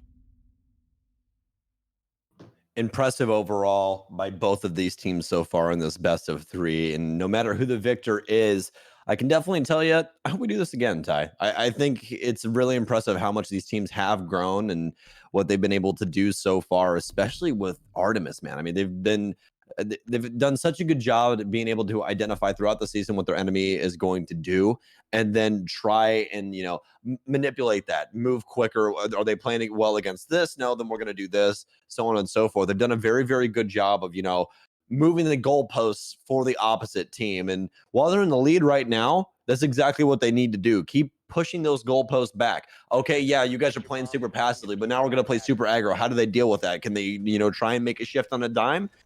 Apparently not, as of the, the given moment. But DG gets to go back down to the site that started it all. And this could push us one step further. But the issue is now, though, is that you don't have that buffer round. You have to go 3 rounds in a row. You have to go the full site triangle in order to push it to OT. Absolutely. A very tall order. But the good news for the DG fans out there is that this first round is on what most consider to be the most easily defended site in all of Bank, and that is basement. So if there's going to be, if you're in a must-win situation and you're defending the basement on Bank, then you should be pretty comfortable if you think you have a chance at all. Meanwhile, we'll have actually the Pulse Frag Queen is upstairs in the main lobby, just checking for drones. Looks like she will drop back down, as it looks like no time is being wasted in taking the open area for the attacking squad. Meanwhile, I'll have a few on rappel on the other side as well, just to try and find some stragglers. Light push all the way up to metal detectors, just watching, making sure nobody pushes. I'm not sure if they ended up seeing that Pulse on his feet walking around. Wolfie upstairs, top of square as well. Default camps being taken out. Just covering their bases. Still plenty of time to work with. Pulse in his usual spot in gold. And Mozzie will catch Swag completely off guard. Just kind of, I guess, lackadaisically making her way down to the basement on those primary stairs. I'm not sure what went on there because she wasn't even looking down the stairs at all. Either way, that's a good start for DG as one of the hard breachers having been removed. That's, a lot of possible hatches that could be opened. Well, standard setup from DG. Smoke, Pulse especially, playing inside of Gold Vault. And a Swiss cheese wall that Maddox is currently staring into up main stairs that has Jahui laying at the bottom of it. She'll destroy a drone, so obviously a little bit of intel there, but Light's wary of someone coming up main as of the moment. So stun grenades still in hand as well, and plenty of time. They do have control of CCTV, and that's exactly what they need. They need the thermite to rotate down now, though, so they can handle the wall. Any more time than this, and there's going to be a lot of toxic babes as well as nitro cells to burn through that I don't know if they're quite ready for. Breaching round in, no ADS is set up to try and get rid of any of those throwables, so they're going to continue to stay alive. Oh, I guess it just scathed off right outside of the reach of the ADSs that were placed in behind the table, so that just sucks for Chameleonaire. Feels a little bit bad for that, but hey, gets rid of both the ADSs. Now stun grenades can pour in. Chameleonaire is going to get stunned, and the only person to prevent is Maddox. Toxic base poured in, but that's not going to be able to prevent. They should be able to stick right on Pixel. Yep, the default plant going down. Chameleonair's got to have something to say about another toxic base pours in, but oh no, this is for all the marbles, folks. The plant's in. It's post-plant time, and it's 4v4. Light to tag on. Light with 2. She's dropped in. Could she go for 3? No, she can't. Maddox and the rest of the squad being only Fry Queen to try and win it out, but they have everything that they need with Wolfie. It's down to 1. Fry Queen, everything sits on her shoulders, and easy to try and stop this. Fry Queen has the cardiac sensor to try and read out any intel as well. The nitro cell still in hand. She can possibly win it if she's able to get these kills, but the timer is so dangerously close. And that, folks, is gonna be it. Artemis wins CCS Women's Season 1. What a Cinderella season. Well, not even. It's been a dominant season, I should say, for Artemis, going undefeated the entire season to the last game, I believe, finishing with a 8-1 record over the season, coming into playoffs as the favorite. And although Disrupt Gaming put on a great show, they took it all the way to 3 maps. Artemis are your CCS R6W Season 1 champions. Welcome back, Brimstone. Definitely not a surprise in the end result, but how we got there, I think, surprised everyone. DG, they put up a fight. All the credit has to go to them for that. They didn't make it easy on Artemis whatsoever. Even there, once again, the first map was 7-2, and the last map there was 7-3, but neither of those maps looked like those were 7-2 or 7-3 efforts. DG still made it difficult, and Artemis had to pull all the tricks out to make sure that they secured that win. That was nothing close to the Artemis Slaughterhouse game, where they were hiding strats, taking it easy. They played. DG made Artemis play, but congratulations to Artemis. Absolutely fantastic. Ty, what did Artemis do right to conquer DG? What did they have over DG that they've had over every team this season to make themselves so successful?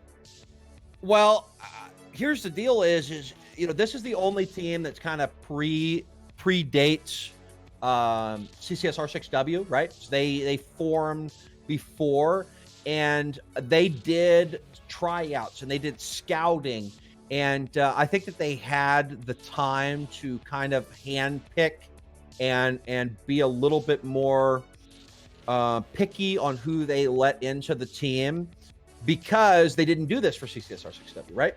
They were doing this. It just so happened that CCS R6W happened, a month or so after they formed. And because of that, I think that they really picked a squad that that were good. They didn't have to compete with anybody when forming an all-girls team. And they just picked a squad that they liked, and they tried everybody out, and they dialed it in. And because of that, they had a foundation coming into the season that was stronger than anybody else. And they carried the success that they found in the early season, perhaps from having that foundation all the way through the season. And by then, they were practiced up and good, and their communication was on point, and they were winning their gunfights. And that's just all it boils down to, really, I think. Absolutely. Well stated. What we'll do here is we'll take a look at the brackets, show everyone how everything played out here.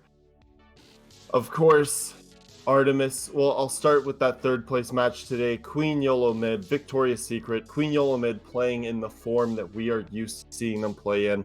They secured and they earned that third place victory.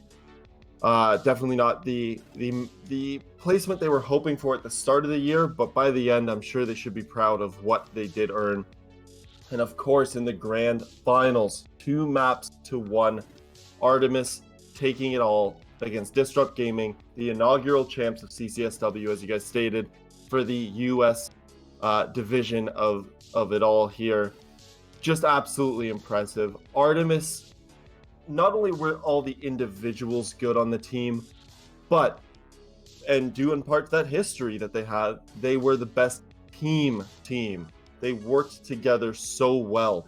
And that, it really just speaks to the difference between trying to come together, and while everyone else had growing pains of trying to learn and get better together, which they did, Artemis was already good together, so they were just able to use that and then keep getting better while everyone else was just trying to figure each other out.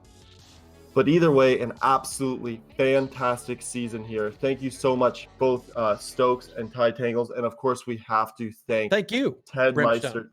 Thank you. We have to thank Ted Meister, Crater as well, everyone else on the production team throughout the year, throughout the season and the playoffs, who's contributed so much. Red Cube as well casted so much of this, and all the other casters who have been a part as well. And the various production staff. It's been an absolutely amazing season. This is a dream originally created by or pitched to CCS by Jess, who had the idea for a women's league to create a space, a tournament to help women grow. And I think that's exactly what has happened on both the EU and the NA side. And it's been an absolutely amazing thing to see. And capping off, giving us on both, I'll be able to say this, on both EU and NA sides, even though we had teams we were pretty sure were going to win and did end up winning, the playoffs they didn't just play out exactly how they thought they would. These teams were given a run for their money, for sure. But we will close out the day now. Stokes, do you have any final words for the viewers and for everyone? Another good day at casting CCS with Ty, man. I'm always happy to come back and always happy to cast with Ty. It's reminds me of where I started. It's always fun. I'm happy to watch CCSW, be successful. I'm happy we had over 600 people watching the stream. That was extremely impressive. And I'm happy for Artemis. I think overall they're an extremely impressive team, and they should definitely continue on, playing. Anyone that says that, there isn't, a competitive play in here and that, these guys, no pro league, blah, blah, blah. That's not what it's meant for. It's meant for people to have a safe space in order to play a video game that they love. So anyone that's going to sit here and be like, oh, but can they play against a pro league team? No, that's not what this is meant for. This is meant for a safe space for people to come and compete and have a good time. And I really, really hope that it continues on, because I honestly think that it's a fantastic thing to hold. And I mean, obviously the viewers love it. I think it's a fantastic space. So from me to all of you guys at home and everyone that supports the CCSW League, thank you guys for all of your donations throughout the entire year that this has went on, or entire season that this has went on, in order to fund it and give these ladies all the money and all the hope and desire that they deserve. I think it's truly, truly incredible. Definitely. And yourself, Ty, you've been through this from the start as well, and contributed so much. What do you have to add on to round out the season here? Thanks to the viewers, especially. Thanks to Logitech. And we will be back with some news on CCS Season 5 before you know it. So make sure you're following us on Twitter at CCS Esports for all of that information. Until we see you guys again. Perfect. Thank you so much, everyone. Have a wonderful evening, and hope to see you back for another season of CCSW if we can make it happen.